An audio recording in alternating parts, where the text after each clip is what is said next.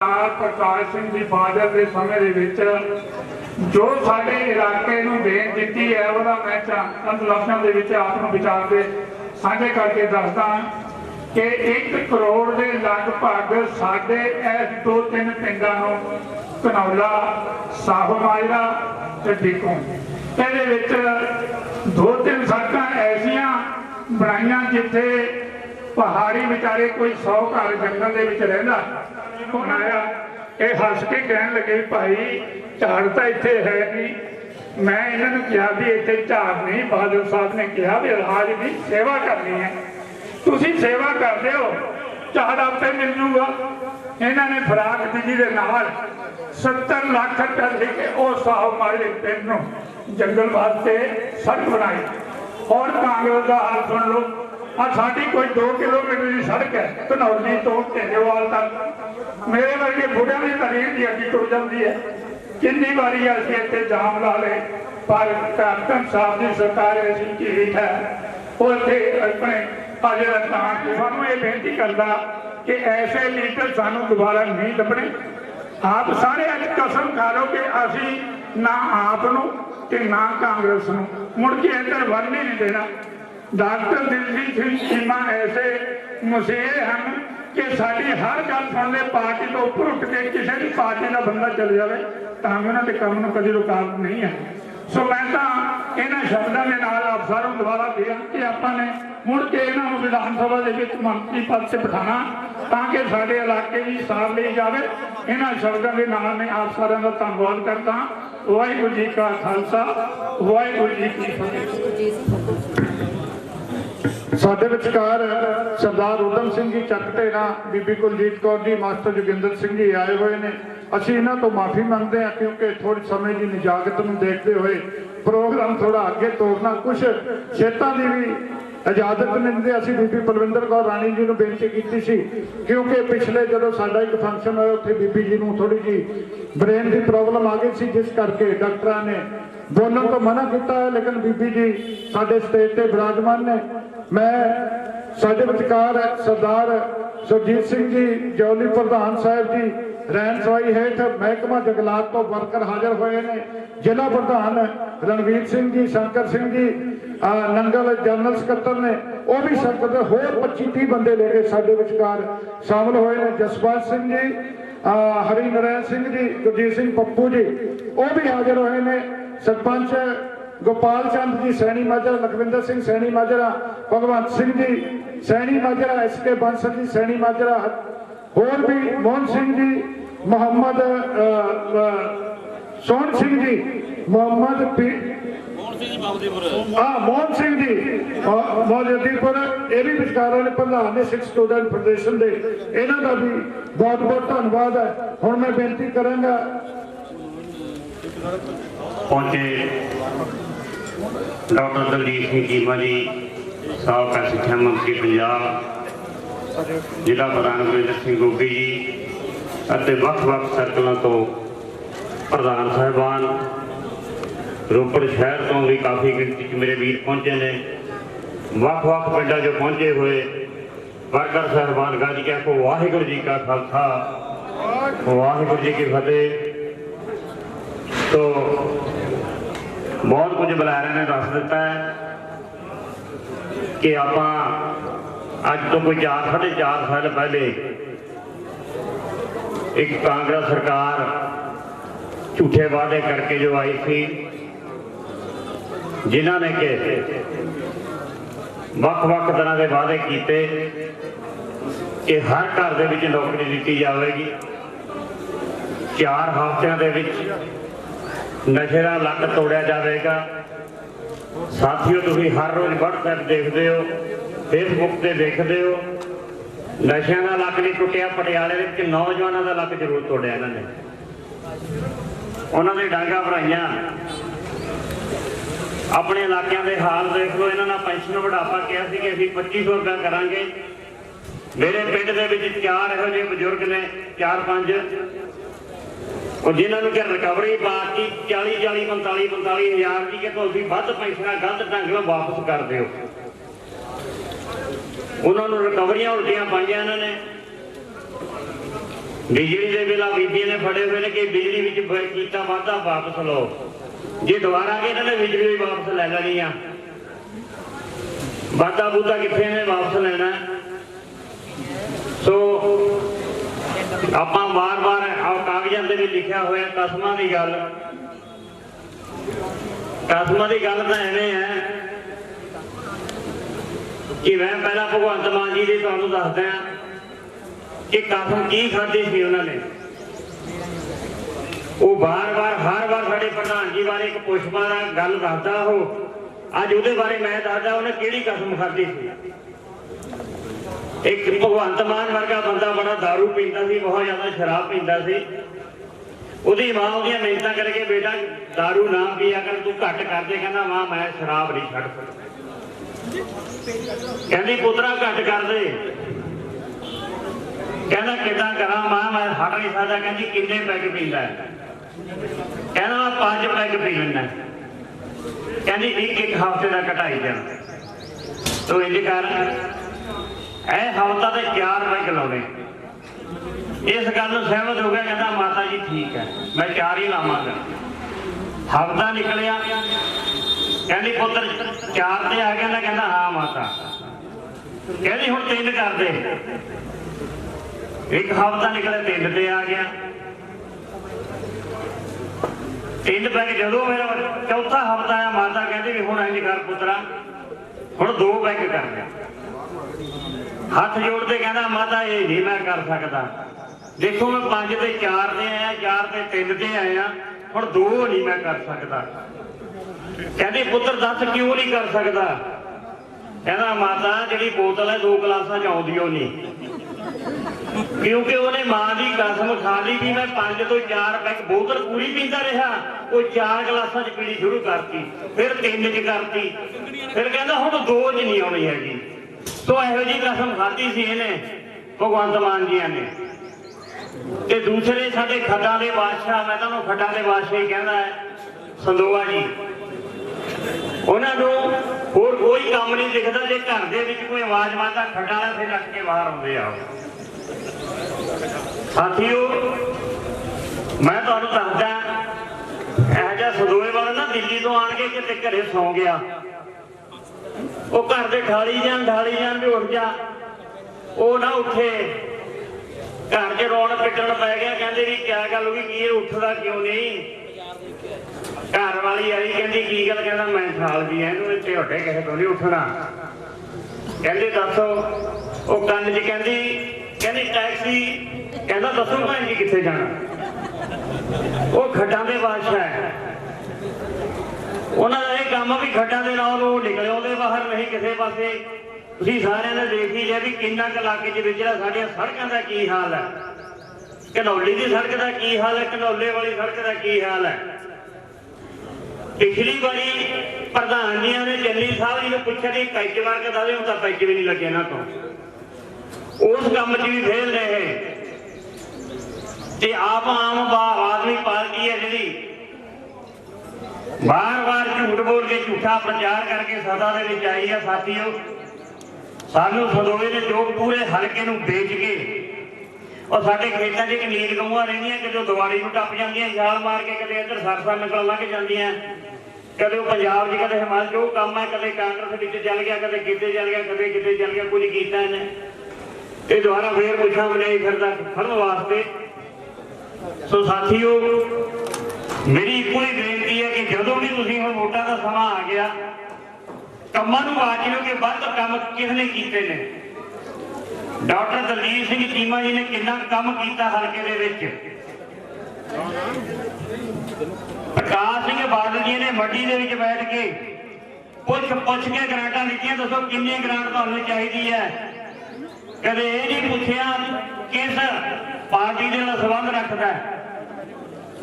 ਤੇ ਉਦਾਂ ਦੇ ਵਿਕਾਸ ਜੇ ਦੁਬਾਰਾ ਕਰਨੇ, ਦੁਬਾਰਾ ਆਪਾਂ ਪੰਜਾਬ ਦੇ ਵਿੱਚ ਖੁਸ਼ਹਾਲੀ ਲਿਆਉਣੀ ਹੈ, ਤਾਂ ਮੇਰੀ ਬੇਨਤੀ ਹੈ ਕਿ ਭਾਈ ਆਉਣ ਵਾਲੇ ਸਮੇਂ ਦੇ ਵਿੱਚ ਅਕਾਲੀ ਦਲ ਦੀ ਸਰਕਾਰ ਬਣਨ ਵਾਲੀ, ਕਿਤੇ ਆਪਣਾ ਹਲਕਾ ਪਿੱਛੇ ਨਾ ਰਹਿ ਜਾਏ। ਪਹਿਲਾਂ ਵਾਂਗੂ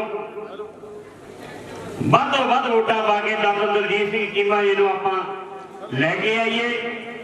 ਤੇ ਜਦੋਂ ਵੀ ਕੋਈ ਪਾਰਟੀ ਦਾ ਬੰਦਾ ਤੁਹਾਡੇ ਘਰ ਆਉਂਦਾ ਹੈ, ਉਹਨੂੰ ਇਹ ਪੁੱਛੀਏ ਕਿ ਪਹਿਲਾਂ ਸਾਨੂੰ ਵਿਕਾਸ ਦਾ ਪਹਿਲਾਂ ਸੰਦੋਏ ਨੂੰ ਪੁੱਛੋ ਕਿੰਨੇ ਭੋਗਾਂ ਦੇ ਕਿੰਨੇ ਖੁਸ਼ੀਆਂ ਗਮੀਆਂ ਤੇ ਤੂੰ ਇੱਥੇ ਪਹੁੰਚਿਆ। ਫਿਰ ਢਿੱਲੋਂ ਸਾਹਿਬ ਨੂੰ ਪੁੱਛੋ ਮੈਂ ਤਾਂ ਕਦੇ ਇਲਾਕੇ 'ਚ ਉਹਦੇ ਦੇਖੇ ਨਹੀਂ ਆਏ ਹੋਏ ਦੋਨੋਂ ਲੀਡਰ। ਇੱਕ ਉਹ ਲੀਡਰ ਨੇ ਜਿਨ੍ਹਾਂ ਨੂੰ ਭਾਵੇਂ ਕਿ ਹਲਕੇ ਨੇ ਪਿੱਛੇ ਵੀ ਰੱਖਿਆ, ਇਹ ਵੀ ਹਰ ਘਰ ਦੇ ਵਿੱਚ ਜਾਂਦੇ ਨੇ, ਹਰ ਦੁੱਖ ਸੁੱਖ ਦੇ ਵਿੱਚ ਜਾਂਦੇ ਨੇ। ਸੋ ਇਹ ਫੈਸਲਾ ਤੁਸੀਂ ਹੀ ਕਰਨਾ ਹੈ ਕਿ ਆਪਾਂ ਪੰਜਾਬ ਨੂੰ ਖੁਸ਼ਹਾਲ ਬਣਾਉਣਾ ਜਾਂ ਕੰਗਾਲ ਬਣਾਉਣਾ ਹੈ।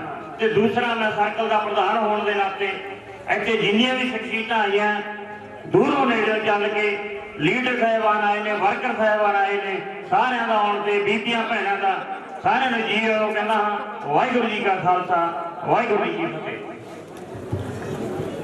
ਸ਼੍ਰੋਮਣੀ ਅਕਾਲੀ ਦਲ ਡਾਕਟਰ ਦਲਜੀਤ ਸਿੰਘ ਦੀ ਚੀਮਾ, ਡਾਕਟਰ ਦਲਜੀਤ ਸਿੰਘ ਦੀ ਚੀਮਾ, ਬੋਲੇ ਸੋ ਨਿਹਾਲ। ਸਾਡੇ ਵਿਚਕਾਰ ਐਡਵੋਕੇਟ ਮਨੀਸ਼ਪੁਰੀ ਜੀ ਨੂਰਪੁਰ ਬੇਟੀ ਤੋਂ, ਉਹ ਵੀ ਧਰਮਿੰਦਰਜੀਤ ਸਿੰਘ ਜੀ, ਬਾਲਾ ਮਲਕਪੁਰ, ਵਿੱਕੀ ਪਾਵਲਾ, ਦੀਪਾ ਮਲਕਪੁਰ, ਇੰਦਰਜੀਤ ਲੋਹਗੜ੍ਹ ਫਿੱਡੇ, ਕਸ਼ਮੀਰ ਸਿੰਘ ਲੋਹਗੜ੍ਹ ਫਿੱਡੇ, ਹਰਭਜਨ ਸਿੰਘ, ਜਗਤਾਰ ਸਿੰਘ ਜੱਗਾ ਸਰਪੰਚ ਮਲਕਪੁਰ, ਮਨਜੀਤ ਸਿੰਘ ਫਿੱਡੇ, ਇਹ ਵੀ ਸਾਡੇ ਵਿਚਕਾਰ ਪਹੁੰਚੇ ਹੋਏ ਨੇ। ਸਾਡੇ ਵਿਚਕਾਰ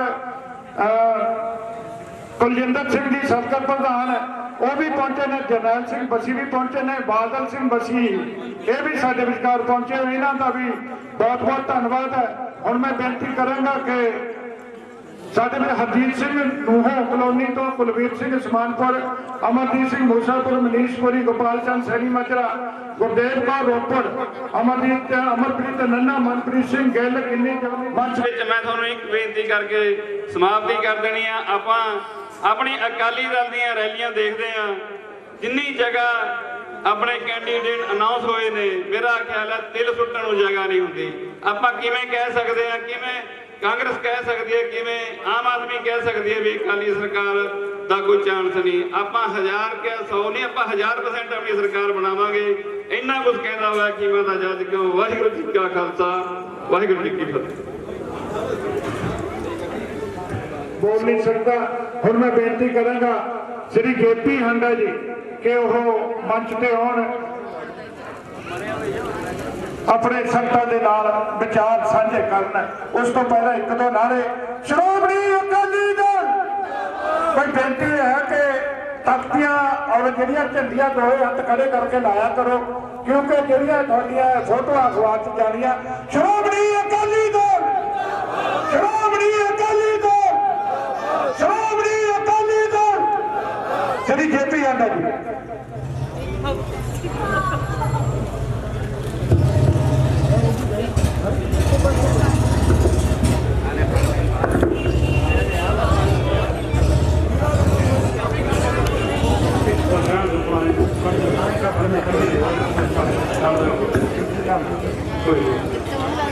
ਸਾਡੇ ਬਹੁਤ ਹੀ ਸਤਿਕਾਰਯੋਗ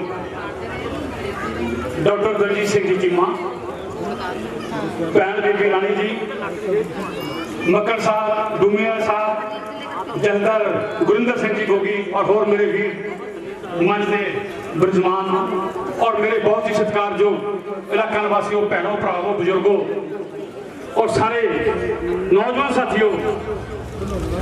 ਸਰਕਾਰਾਂ ਦਾ ਪਿੱਟ ਸਿਆਪਾ ਹੁੰਦਾ और करना साडा बनता भी आ। लेकिन दोस्तों, मैं अज चीमा साहब दो तीन पंजाबी दियां ਜਿਹੜੇ ਆਪਾਂ ਬਚਪਨ ਤੋਂ ਸੁਣਦੇ ਆਨੇ ਆ ਜਾਂ ਕਹਾਣੀਆਂ ਖੋਤਾਂ, ਉਹਨਾਂ ਨੂੰ ਜ਼ਰੂਰ ਇੱਥੇ ਚੇਂਜ ਕਰਕੇ ਜਾਵਾਂਗੇ, ਤੁਹਾਡੇ ਨਾਲ ਸਾਂਝੀਆਂ ਕਰਕੇ ਜਾਵਾਂਗੇ। ਕੋਈ ਲੋਕੀ ਕਹਿੰਦੇ ਆ, ਮਾਮਾ ਕਹਿੰਦੀਆਂ ਵੀ ਜਦ ਤੱਕ ਪੁੱਤ ਰੋਂਦਾ ਨਹੀਂ ਅਸੀਂ ਦੁੱਧ ਨਹੀਂ ਮਾਂ ਪਿਲਾਉਂਦੀ। ਇਹ ਆਪਾਂ ਸਾਰੇ ਹੀ ਕਹਿੰਦੇ ਆ ਪੰਜਾਬੀ। ਬੀਬੀਆਂ ਕਹਿੰਦੀਆਂ, ਭੈਣਾਂ ਕਹਿੰਦੀਆਂ, ਮੇਰੇ ਤੋਂ ਵੀ ਬਹੁਤ ਵੱਡੇ ਬਜ਼ੁਰਗ ਬੈਠੇ ਆ, ਆਪਾਂ ਸਾਰੇ ਕਹਿੰਦੇ ਆ ਵੀ ਜਦ ਤੱਕ ਬੱਚਾ ਵੀ ਕਹਿੰਦੇ ਰੋਂਦਾ ਨਹੀਂ ਮਾਂ ਦੁੱਧ ਨਹੀਂ ਪਿਲਾਉਂਦੀ। ਤੇ ਇੱਥੇ ਸਾਰਾ ਪੰਜਾਬ ਰੋ ਰਿਹਾ। ਕਿਹੜੀ ਮਾਂ ਤੇ ਕਿਹੜੀ ਬਾਪ ਦੀ ਗੱਲ ਕਰਦੇ ਆ? ਇਹ ਕਹਾਵਤ ਅੱਜ ਫਿਰ ਚੇਂਜ ਹੋ ਜਾਊਗੀ। ਕਿਉਂ? ਜੇ ਮਾਂ ਅੰਧੀ ਆ, ਬੋਲੀ ਆ, ਉਹ ਨਹੀਂ ਸੁਣਨਾ, ਬੱਚਾ ਰੋਵੇ ਚਾਹੇ ਧਾਹਾਂ ਮਾਰੇ। ਇਹ ਪੰਜਾਬ ਸਰਕਾਰ ਜਿਹੜੀ ਸਾਡੀ ਪੰਜਾਬੀਆਂ ਦੀ ਮਾਂ ਬਣੀ ਆ, ਇਹ ਅੰਨੀ, ਬੋਲੀ, ਗੁੰਗੀ, ਬਹਿਰੀ ਆ। ਬੱਚਾ ਰੋਈ ਜਾਵੇ, ਮਰ ਜਾਏ ਰੋਕੇ, ਇਹਨ ਕੁਛ ਨਹੀਂ ਦੋਸਤੋ ਲੈਣਾ, ਮੇਰੇ ਸਾਥੀਓ, ਕੁਛ ਨਹੀਂ ਲੈਣਾ। ਸੋ ਏਦਾਂ ਦੀ ਸਰਕਾਰ। ਲੇਕਿਨ ਆਪਾਂ ਕਿੱਦਾਂ ਭੁਲੇਖੇ ਖਾ ਗਏ ਇੰਨੇ ਬੜੇ ਬੜੇ। मैं टाइम वाले मैंने हर एक बार कहता, गोगी साहब ने भी कहा, सारे कहते भी दोस्तों एडी दूरों आने हैं, सारा का इकट्ठ होंगे, दिल खुश होंगे, लेकिन अपने दिल दी गल्लां करके जानियां होंदियां। जे करांगे तो फिर कदों करांगे। सो अज सारियां गल्लां साझियां करांगे, 2 मिनट बाद लगणगे आ। मैं तुहानूं ये भी दसना चाहना और थोड़े पूछना चाहना, 4 साल हो गए, 4 तो पहला 5 साल हो गए, चीमा साहब रोपड़ दे विच कल्ली कल्ली गली दे विच इंच नूं सोने वांग बनाता, कोई शक नहीं। जिहनूं मर्जी पुछ लो, चाहे आप नूं पुछ लो, चाहे कांग्रेस नूं पुछ लो, चाहे कैप्टन नूं भी पुछ लो, वो भी कह दूगा चीमा साहब ने बहुत काम किया। लेकिन एक कदी नहीं सोचा कि चीमा साहब कोई स्टील दे नहीं बने हुए, कोई लोहे की बॉडी नहीं। आप सवेरे उठने कहते लक टुटदा, सिर दुखदा, मैं कहना सानूं 10 साल हो गए कभी सुनिया ही नहीं, किते दुख किते सुख। उन्होंने कभी अपनी परवाह नहीं की, अपनी सेहत की परवाह की, अपने परिवार की कोई परवाह नहीं करते, जिथे जाना प्रायोरिटी दी आ। इहो जिहा दोस्तों ये किहड़े संत और सिपाही है, ये साडे कोलों बयान ही नहीं कर होना। इहो जिहा इंसान साडी हथ फड़ के बैठे आ, साडे दुख और सुखां दे नाल दिन रात साडे नाल खड़दे आ।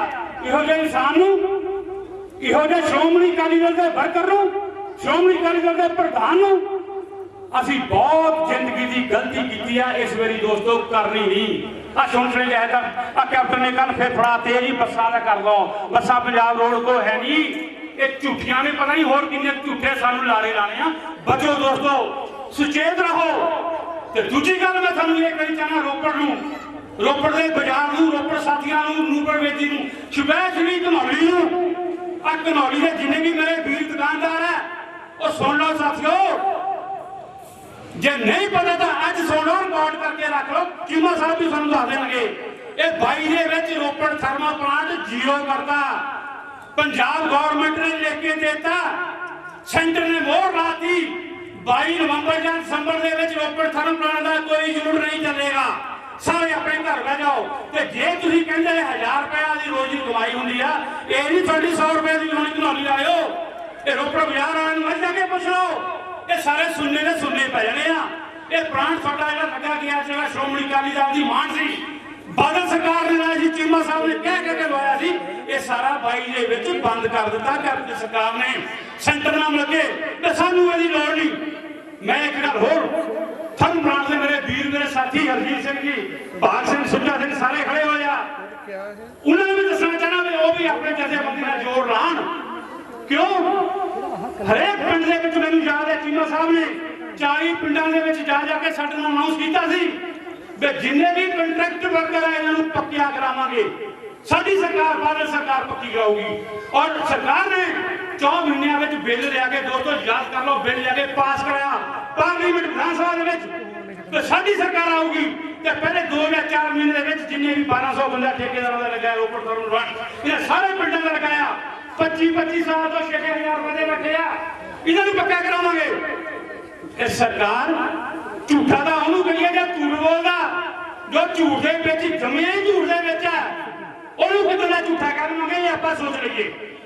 दूसरी गल, जे रोपड़ वालिਆਂ ने रोटी खानी आ, परिवारां नूं वधिया काम काज ते लाना ते 22 दे विच दोस्तों मेरे साथियों भैनों बीबियों, चीमा साहब नूं इंनियां क वोटां पवा दईए कि पता लग जाए पंजाब के कोने कोने में जी गलती साढ़े को पहला हुई सी, वो गलती का बदला भी ला लिया और 4 गुना वोटा भी जाने पातियां और मशीन थक जाओगी, लेकिन वोटा ने थकना नहीं, यानी वोटा इन्हां दी झोली इस करी पावांगे।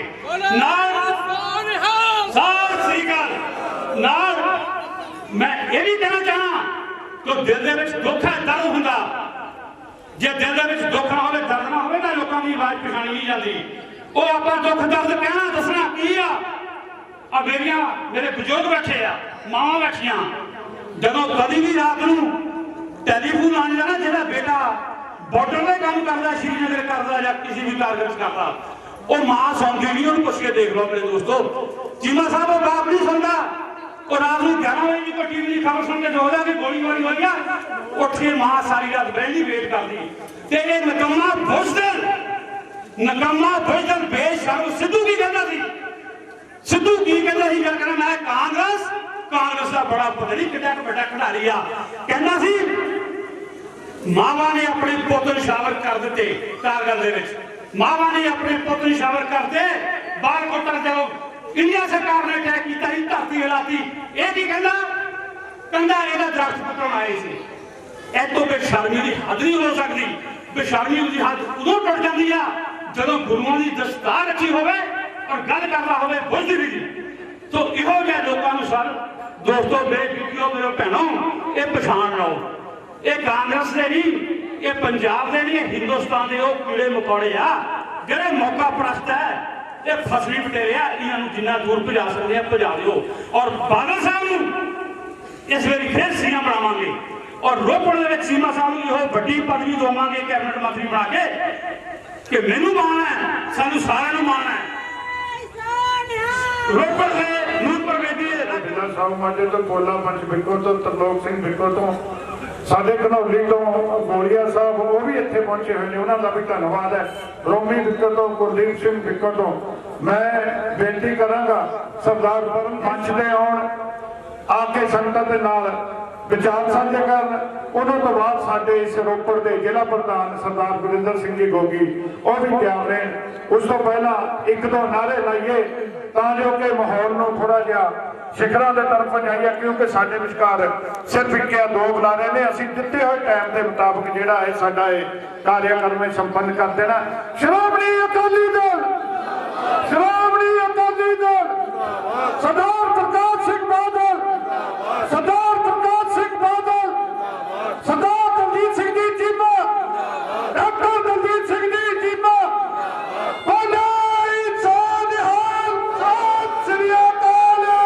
सरदार परमजीत सिंह जी माकरसा। अज दे इस रोस रैली में, इस रोस धरने स्टेज के विराजमान साडे सारियां दे हरदिल अजीज आगू रूपनगर हल्के लिए विकास के मसीहा श्रोमणी अकाली दल के सीनियर मीत प्रधान डॉक्टर दलजीत सिंह जी चीमा साहब, जथेदार गुरिंदर सिंह जी गोगी जिला प्रधान श्रोमणी अकाली दल, साडे बहुत ही सत्कारयोग भैन परविंदर कौर राणी जी मीत प्रधान श्रोमणी अकाली दल इस्त्री विंग, साडे घनौली सर्कल के प्रधान साहब सरदार रविंदर सिंह जी ढक्की तो, और इत्थे स्टेज पे विराजमान दर्जा बदर्जा श्रोमणी अकाली दल की हल्के की समुची लीडरशिप और मेरे सामने विराजमान सारे ही भैनों भराओ नौजवान साथियों, फतेह प्रवान करो। वाहिगुरू जी का खालसा, वाहिगुरू जी की फतेह। मेरे तो पहला सारे ही सत्कारयोग बुलारियां ने पंजाब विच पिछले 4 सालों जो करतूतां आम आदमी पार्टी ने कीतियां, जो वादा खिलाफियां कांग्रेस सरकार ने कीतियां, लोगों का मूर्ख बनाने की कोशिश की है, उहदे बारे बड़े विस्तार सारे बुलारियां ने दस्सिया। मैं तो गल अपने हल्के की, अपने शहर की, अपने इस इलाके की करनी चाहना है कि बहुत बड़ा घाटा डॉक्टर दलजीत सिंह चीमा साहब को हरा के साडे थर्मल दी पोस्टां सी वो सारियां खत्म करतियां। सिर्फ पोस्टां ही नहीं खत्म कीतियां, जिहड़े साडे इलाके के नौजवान, साडे इलाके के कोई साबका फौजी वो पैसको के थ्रू थर्मल च लगे हुए सी, वो भी सारियां इन्हां ने एक एक करके वापस बुलाने शुरू करते, उन्होंने एग्रीमेंट कैंसल कराने शुरू करते, वो बेचारे घर बहन लिए मजबूर हो जाएंगे।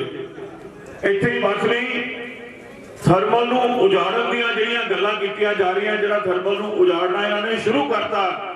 सिर्फ घनौली नहीं, रोपड़ शहर नूं भी नाल ही इन्होंने प्लांट की जिहड़ी कलोनी है उस कलोनी नूं उजाड़न का फैसला कर लिया। उत्थे दे स्कूल नूं ताले लाते, कहण तो भाव कि बहुत बुरी नजर कांग्रेस सरकार की रोपड़ च खास तौर पर पै चुकी है। और शर्म आनी चाहिए इत्थों के MLA अमरजीत संदोए नूं, जिहदे बारे मेरे तो पहला सारिआं ने दस्सिआ, तुसीं सारे भली भांत जाणू हो कि उन्हें साडा रोपड़ हल्के का, रोपड़ निवासियों का सिर नीवा किया है। इतिहास च पहली बार होया कि किसी MLA के छितर परेड हुई होवे, किसी MLA की पग लाई गई होवे, इन्हें जिथे साडा सिर नीवा किया। बड़ियां गल्लां मारदा सी, सानू सारिआं नूं 60,000 लोगों को वेच के ये आम आदमी पार्टी छड्ड के कांग्रेस पार्टी में गया और ये कहता रहा कि मैं विकास अपने हल्के का कराने वास्ते कांग्रेस गया, पर गया सी इस करके भी सत्ताधारी पार्टी च जाऊंगा तो शायद खड्डा वाले मैनू कुछ वध पैसे दे देंगे। केवल अपना निजी मंतव लैके ਕਾਂਗਰਸ ਪਾਰਟੀ 'ਚ ਗਿਆ ਸੀ ਔਰ ਮੈਨੂੰ ਹੈਰਾਨੀ ਹੁੰਦੀ ਹੈ, ਸ਼ਰਮ ਆਉਂਦੀ ਹੈ ਉਹਨਾਂ ਉਹਦੇ ਨਾਲ ਦੇ ਆਗੂਆਂ ਤੇ ਜਿਹੜੇ ਉਹਦੀ ਮੁਕਾਨ ਲੈ ਕੇ ਉਹਦੇ ਨਾਲ ਗਏ ਸੀ, ਉਹਦੇ ਪਿੰਡ ਗਏ ਸੀ ਸੰਦੋਏ ਉਹਦੀ ਮੁਕਾਨ ਲੈ ਕੇ, ਅੱਜ ਫੇਰ ਉਹਦੇ ਨਾਲ ਫੋਟੋਆਂ ਖਿਚਾਉਂਦੇ ਫਿਰਦੇ ਆ, ਅੱਜ ਫੇਰ ਉਹਨੂੰ ਵੋਟਾਂ ਪਾਉਣ ਦੀਆਂ ਗੱਲਾਂ ਕਰਦੇ ਆ। ਇਹ ਜ਼ਮੀਰ ਹੈ ਇਹਨਾਂ ਲੋਕਾਂ ਦੀ। ਔਰ ਜਿਹੜਾ ਵਰਿੰਦਰ ਢਿੱਲੋਂ ਸਾਡਾ ਇੱਥੋਂ ਦਾ ਕਾਂਗਰਸ ਪਾਰਟੀ ਦਾ ਨੁਮਾਇੰਦਾ ਹੈ, ਸੈਂਡ ਮਾਫੀਆ ਦਾ ਸਰਗਣਾ, ਅੱਜ ਤੁਸੀਂ ਰੋਪੜ ਜਾ ਕੇ ਦੇਖ ਲਓ, ਰਾਤ ਨੂੰ ਜਿੰਨੀ ਗੱਡੀ ਚੱਲਦੀ ਰੇਤੇ ਦੀ ਉਹ ਸਾਰੀ ਅੱਜ ਬੱਚੇ ਨੂੰ ਪੁੱਛ ਲਓ ਕਿਹਦੀ ਹੈ। ਪੂਰਾ ਨਜਾਇਜ਼ ਫਾਇਦਾ ਸਰਕਾਰ ਦਾ ਚੁੱਕ ਕੇ ਔਰ ਉੱਪਰੋਂ ਧੱਕੇ ਨਾਲ ਸਾਡੇ ਵਰਕਰਾਂ ਤੇ ਪਰਚੇ ਕਰਾਉਣ ਦਾ ਕੰਮ ਉਹ ਇਹ ਕਾਂਗਰਸ ਪਾਰਟੀ ਕਰ ਰਹੀ ਹੈ। ਔਰ ਦੂਜੇ ਪਾਸੇ ਵਿਕਾਸ ਦੇ ਮਸੀਹਾ ਡਾਕਟਰ ਦਲਜੀਤ ਸਿੰਘ ਚੀਮਾ ਸਾਹਿਬ, ਦੋਸਤੋ ਕੰਪੇਅਰ ਕਰਿਆ ਕਰੋ ਜ਼ਰੂਰ ਕਿ ਕਿਸ ਤਰ੍ਹਾਂ ਦੇ ਆਗੂ ਨੂੰ ਅਸੀਂ ਆਗੂ ਮੰਨਣਾ, ਕਿਸ ਤਰ੍ਹਾਂ ਦੇ ਆਗੂ ਨੂੰ ਅਸੀਂ ਵੋਟਾਂ ਪਾਉਣੀਆਂ। ਸ਼ਾਇਦ ਇਹ ਸਾਡੀ ਕੋਈ ਢਿੱਲ ਹੈ ਕਿ ਅਸੀਂ ਇੱਥੇ ਗੱਲਾਂ ਕਰ ਜਾਂਦੇ ਹਾਂ, ਇੱਥੇ ਗੱਲਾਂ ਸੁਣ ਵੀ ਜਾਂਦੇ ਹਾਂ, ਪਰ ਜਦੋਂ ਲੋਕਾਂ 'ਚ ਬੈਠ ਕੇ ਗੱਲ ਕਰਨੀ ਹੁੰਦੀ ਹੈ ਅਸੀਂ ਕਿਤੇ ਨਾ ਕਿਤੇ ਉਹਨਾਂ ਵੱਲੋਂ ਬੋਲੇ ਹੋਏ ਝੂਠ ਦੀ ਹਾਮੀ ਭਰ ਜਾਂਦੇ ਹਾਂ। ਪਿਛਲੀ ਵਾਰ ਇਹਨਾਂ ਨੇ ਬੇਅਦਬੀਆਂ ਦੀ ਗੱਲ ਕੀਤੀ ਸੀ, ਧਾਰਮਿਕ ਭਾਵਨਾਵਾਂ ਭੜਕਾ ਕੇ ਇਹਨਾਂ ਨੇ ਲੋਕਾਂ ਨੂੰ ਮੂਰਖ ਬਣਾਇਆ ਆਮ ਆਦਮੀ ਪਾਰਟੀ ਨੇ, ਔਰ ਕਾਂਗਰਸ ਪਾਰਟੀ ਨੇ ਝੂਠੇ ਵਾਅਦੇ ਕੀਤੇ। ਹੁਣ ਵੀ ਕੋਈ ਨਵਾਂ ਝੂਠ ਲੈ ਕੇ ਆਉਣਗੇ ਔਰ ਤੁਹਾਡੇ ਸਾਹਮਣੇ ਬਹੁਤ ਵੱਡਾ ਝੂਠ ਕਿਸਾਨੀ ਮਸਲੇ ਤੇ ਬੋਲਿਆ ਜਾ ਰਿਹਾ ਹੈ। ਸ਼੍ਰੋਮਣੀ ਅਕਾਲੀ ਦਲ ਦੇ ਵਿਰੁੱਧ ਪ੍ਰਚਾਰ ਕੀਤਾ ਜਾ ਰਿਹਾ ਹੈ। ਸ਼੍ਰੋਮਣੀ ਅਕਾਲੀ ਦਲ ਕਿਸਾਨਾਂ ਦੀ ਪਾਰਟੀ ਹੈ। ਸ਼੍ਰੋਮਣੀ ਅਕਾਲੀ ਦਲ ਦਾ ਇੱਕੋ ਇੱਕ ਮੰਤਰੀ ਬੀਬਾ ਹਰਸਿਮਰਤ ਕੌਰ ਬਾਦਲ, ਜਿਨੇ ਕਿਸਾਨਾਂ ਦੇ ਹੱਕ 'ਚ ਇੰਨੀ ਵੱਡੀ ਕੁਰਬਾਨੀ ਦਿੱਤੀ ਕਿ ਆਪਣੀ ਸੈਂਟਰ ਦੀ ਵਜ਼ੀਰੀ ਛੱਡੀ, ਉਹਨਾਂ ਦੇ ਬਾਰੇ ਗਲਤ ਭੁਲੇਖੇ ਪੈਦਾ ਕੀਤੇ ਜਾ ਰਹੇ ਕਿ ਇਹਨਾਂ ਨੇ ਸਾਈਨ ਕੀਤੇ, ਵੱਡਾ ਝੂਠ ਬੋਲਿਆ ਜਾ ਰਿਹਾ। ਔਰ ਦੂਜੇ ਪਾਸੇ ਤੁਹਾਡੇ ਸਾਹਮਣੇ ਹੈ ਭਗਵੰਤ ਮਾਨ, ਜਿਹੜਾ ਸਟੈਂਡਿੰਗ ਕਮੇਟੀ ਦਾ ਮੈਂਬਰ ਸੀ ਜਿਹੜੀ ਕੇਂਦਰ ਸਰਕਾਰ ਨੇ ਬਣਾਈ ਹੈ। ਇਹਨਾਂ ਦੇ ਕੋਲ ਉਸ ਝੂਠ ਦਾ ਕੋਈ ਸਬੂਤ ਨਹੀਂ, 100% ਝੂਠ ਬੋਲ ਰਹੇ ਆ ਵੀ ਸ਼੍ਰੋਮਣੀ ਅਕਾਲੀ ਦਲ ਨੇ ਬਿਨਾਂ ਦੀ ਵਿਰੋਧਤਾ ਨਹੀਂ ਕੀਤੀ, ਔਰ ਇਹਦਾ ਲਿਖਤੀ ਸਬੂਤ ਹੈ। ਤੁਸੀਂ ਪਰਸੋਂ ਦੇਖਿਆ ਹੋਣਾ ਡਾਕਟਰ ਚੀਮਾ ਸਾਹਿਬ ਨੇ ਤਾਂ ਇੱਕੋ ਇੱਕ ਪਾਰਟੀ ਹੈ ਸ਼੍ਰੋਮਣੀ ਅਕਾਲੀ ਦਲ। ਅੱਜ ਤੱਕ ਜੇ ਪੰਜਾਬ ਲਈ, ਮੁਲਾਜ਼ਮਾਂ ਲਈ, ਵਪਾਰੀਆਂ ਲਈ, ਕਿਸਾਨਾਂ ਲਈ, ਮਜ਼ਦੂਰਾਂ ਲਈ ਜੇ ਕਿਸੇ ਨੇ ਕੁਝ ਕੀਤਾ ਹੈ ਤਾਂ ਉਹ ਸਰਦਾਰ ਪ੍ਰਕਾਸ਼ ਸਿੰਘ ਬਾਦਲ ਔਰ ਸਰਦਾਰ ਸੁਖਬੀਰ ਸਿੰਘ ਬਾਦਲ ਹੈ। ਬਾਕੀਆਂ ਨੇ ਹਮੇਸ਼ਾ ਯੂਜ਼ ਕਰਕੇ ਨਾਮ ਵਰਤ ਕੇ ਇਹਨਾਂ ਜਥੇਬੰਦੀਆਂ ਦਾ ਜਿਹੜਾ ਵੋਟਾਂ ਬਟੋਰਨ ਦੀ ਕੋਸ਼ਿਸ਼ ਕੀਤੀ ਹੈ। ਆ ਸਾਡੇ ਸਾਹਮਣੇ ਸਾਡਾ ਨੌਜਵਾਨ ਆਗੂ ਗਿੰਨੀ ਜੋਲੀ ਇੱਥੇ ਬੋਲ ਕੇ ਗਿਆ, ਸਾਡੇ ਯੂਥ ਦਾ ਸ਼ਹਿਰੀ ਪ੍ਰਧਾਨ ਹੈ। 5 ਵਾਰ ਇਹਦਾ ਸੈਂਪਲ ਵਰਿੰਦਰ ਢਿੱਲੋਂ ਦੇ ਕਹਿਣ ਤੇ ਭਰਿਆ ਗਿਆ। ਸਾਰੀਆਂ ਦੁਕਾਨਾਂ, ਬਹੁਤ ਡੈਰੀਆਂ, ਬਹੁਤ ਕਰਿਆਨਿਆਂ ਦੀਆਂ ਦੁਕਾਨਾਂ, ਮੰਥਲੀ ਜਾਂਦੀ ਹੈ, ਮਹੀਨਾ ਜਾਂਦਾ ਹੈ, ਸੈਂਪਲ ਖਤਮ ਹੋ ਜਾਂਦੇ ਆ। ਕੇਵਲ ਇੱਕ ਸ਼੍ਰੋਮਣੀ ਅਕਾਲੀ ਦਲ ਦਾ ਵਰਕਰ ਹੋਣ ਕਰਕੇ, ਆਗੂ ਹੋਣ ਕਰਕੇ ਸੋਸ਼ਲ ਮੀਡੀਆ ਤੇ ਕਾਂਗਰਸ ਦੀਆਂ ਔਰ ਆਮ ਆਦਮੀ ਪਾਰਟੀ ਦੀਆਂ ਨੀਤੀਆਂ ਨੂੰ ਨੰਗਾ ਕਰਨ ਦਾ ਇਹਦਾ ਕਸੂਰ ਸੀ, ਜਿਹਦੇ ਕਰਕੇ 5 ਵਾਰ ਇਹਦਾ ਸੈਂਪਲ ਭਰਿਆ ਗਿਆ। ਇਹੋ ਜਿਹੇ ਇਹਨਾਂ ਦੀਆਂ ਕਰਤੂਤਾਂ ਔਰ ਪਿਛਲੇ 5 ਸਾਲ ਗਰੰਟੀ ਹੈ ਓਪਨਲੀ ਕੋਈ ਬੰਦਾ ਖੜਾ ਹੋ ਕੇ ਕਹਿ ਦੇਵੇ ਕਿ ਡਾਕਟਰ ਚੀਮਾ ਸਾਹਿਬ ਦੇ ਸਮੇਂ 'ਚ ਕਿਸੇ ਤੇ ਨਜਾਇਜ਼ ਪਰਚਾ ਹੋਇਆ ਹੋਵੇ, ਕਦੇ ਕੋਈ ਨਹੀਂ ਕਹੂਗਾ। ਸੋ ਸਮਾਂ ਆ ਗਿਆ ਦੋਸਤੋ ਇਹਨਾਂ ਕੋਲੋਂ ਹਿਸਾਬ ਲੈਣ ਦਾ। 2022 ਸਾਡੇ ਬਿਲਕੁਲ ਨੇੜੇ ਹੈ।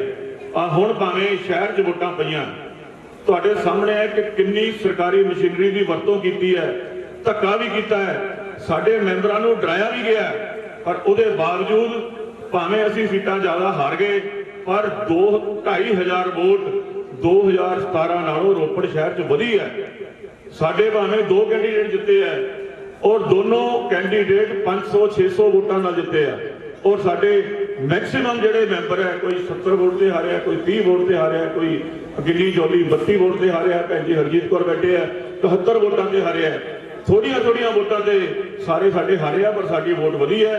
ਤੁਹਾਨੂੰ ਵਿਸ਼ਵਾਸ ਦਿਵਾਉਣਾ ਹੈ ਕਿ ਡਾਕਟਰ ਚੀਮਾ ਸਾਹਿਬ ਦੀ ਇਲੈਕਸ਼ਨ 'ਚ ਸਾਨੂੰ ਪੂਰਾ ਵਿਸ਼ਵਾਸ ਹੈ ਕਿ ਰੋਪੜ ਸ਼ਹਿਰ ਤੁਹਾਨੂੰ ਵਧਾ ਕੇ ਦੇਵਾਂਗੇ, ਔਰ ਇੱਧਰ ਵਾਲਾ ਜਿਹੜਾ ਇਲਾਕਾ ਹੈ ਇਹ ਜ਼ਿੰਮੇਵਾਰੀ ਤੁਹਾਡੀ ਹੈ। ਨੂਰਪੁਰ ਬੇਦੀ 'ਚ ਅੱਜ ਘਰ 'ਚ ਗੱਲਾਂ ਹੋ ਰਹੀਆਂ, ਸਾਰੇ ਲੋਕ ਪਛਤਾ ਰਹੇ ਆ ਕਿ ਅਸੀਂ ਕੋਈ ਰਿਸ਼ਤੇਦਾਰੀ ਦੇਖ ਲਈ, ਅਸੀਂ ਕੋਈ ਇਲਾਕਾਵਾਰ ਦੇਖ ਲਿਆ। ਸਾਰੇ ਆਗੂ ਸਾਹਿਬਾਨ ਇੱਥੇ ਬੈਠੇ ਆ, ਸਾਰੀ ਪਬਲਿਕ ਨੇ ਘਰ 'ਚ ਇਹ ਗੱਲ ਹੋ ਰਹੀ ਹੈ ਕਿ ਆਉਣ ਵਾਲੇ ਸਮੇਂ 'ਚ ਡਾਕਟਰ ਚੀਮਾ ਸਾਹਿਬ ਨੂੰ ਵੱਧ ਤੋਂ ਵੱਧ ਵੋਟਾਂ ਤੇ ਉੱਥੋਂ ਨੂਰਪੁਰ ਬੇਦੀ ਤੋਂ ਇਹਨਾਂ ਨੇ ਜਿਤਾ ਕੇ ਭੇਜਣਾ।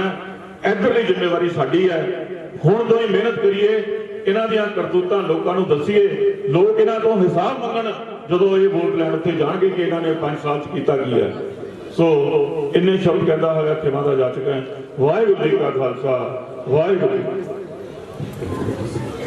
ਇਹ ਸਨ ਪਰਮਜੀਤ ਸਿੰਘ ਜੀ ਮੱਕੜ ਸਾਹਿਬ। ਸਾਡੇ ਵਿਚਕਾਰ ਥਰਮਲ ਤੋਂ ਵੀ ਜਥੇਬੰਦੀਆਂ ਪਹੁੰਚੇ ਨੇ। ਸਰਦਾਰ ਕਮਲਜੀਤ ਸਿੰਘ ਜੀ ਪ੍ਰਧਾਨ ਥਰਮਲ ਤੋਂ ਉਹ ਵੀ ਪਹੁੰਚੇ ਨੇ। ਸੁਰਜੀਤ ਸਿੰਘ ਜੀ ਸਾਬਕਾ ਪ੍ਰਧਾਨ ਥਰਮਲ ਦੇ ਉਹ ਵੀ ਪਹੁੰਚੇ ਨੇ। ਹਰਜੀਤ ਸਿੰਘ ਜੀ ਥਰਮਲ ਤੋਂ ਉਹ ਵੀ ਪਹੁੰਚੇ। ਸੁੱਚਾ ਸਿੰਘ ਜੀ ਉਹ ਵੀ ਪਹੁੰਚੇ ਨੇ। ਭਾਗ ਸਿੰਘ ਜੀ ਸਿੰਘਪੁਰਾ ਉਹ ਵੀ ਥਰਮਲ ਤੋਂ ਪਹੁੰਚੇ ਨੇ। ਗੁਰਬਖਸ਼ ਸਿੰਘ ਜੀ ਸਿੰਘਪੁਰਾ, ਹਰਬੰਸ ਸਿੰਘ ਜੀ ਸਿੰਘਪੁਰਾ, ਗੁਰਦੀਪ ਸਿੰਘ ਜੀ ਸਿੰਘਪੁਰਾ ਸਾਹਿਬ ਉਹ ਵੀ ਇੱਥੇ ਪਹੁੰਚੇ ਨੇ। ਹੁਣ ਮੈਂ ਬੇਨਤੀ ਕਰਾਂਗਾ ਸਾਡੇ ਜ਼ਿਲ੍ਹੇ ਦੇ ਸ਼੍ਰੋਮਣੀ ਅਕਾਲੀ ਦਲ ਦੇ ਪ੍ਰਧਾਨ ਸਰਦਾਰ ਗੁਰਿੰਦਰ ਸਿੰਘ ਜੀ ਗੋਗੀ ਜੀ ਉਹ ਮਾਈਕ ਤੇ ਆਉਣ, ਸੰਗਤਾਂ ਦੇ ਨਾਲ ਆਪਣੇ ਵਿਚਾਰ ਸਾਂਝੇ ਕਰਨ। ਉਹਨਾਂ ਤੋਂ ਪਹਿਲਾਂ ਇੱਕ ਦੋ ਨਾਅਰੇ ਲਾਵਾਂਗੇ, ਚੰਗੀ ਤਰ੍ਹਾਂ ਨਾਅਰਿਆਂ ਦਾ ਜਵਾਬ ਦਿਓ। ਸ਼੍ਰੋਮਣੀ ਅਕਾਲੀ ਦਲ, ਸ਼੍ਰੋਮਣੀ ਅਕਾਲੀ ਦਲ, ਡਾਕਟਰ ਦਲਜੀਤ ਸਿੰਘ ਦੀ ਚੀਮਾ, ਡਾਕਟਰ ਦਲਜੀਤ ਸਿੰਘ ਦੀ ਚੀਮਾ, ਬੋਲੇ ਸੋਨਿਹਾਲ। ਗੁਰਿੰਦਰ ਸਿੰਘ ਜੀ ਗੋਗੀ ਜੀ।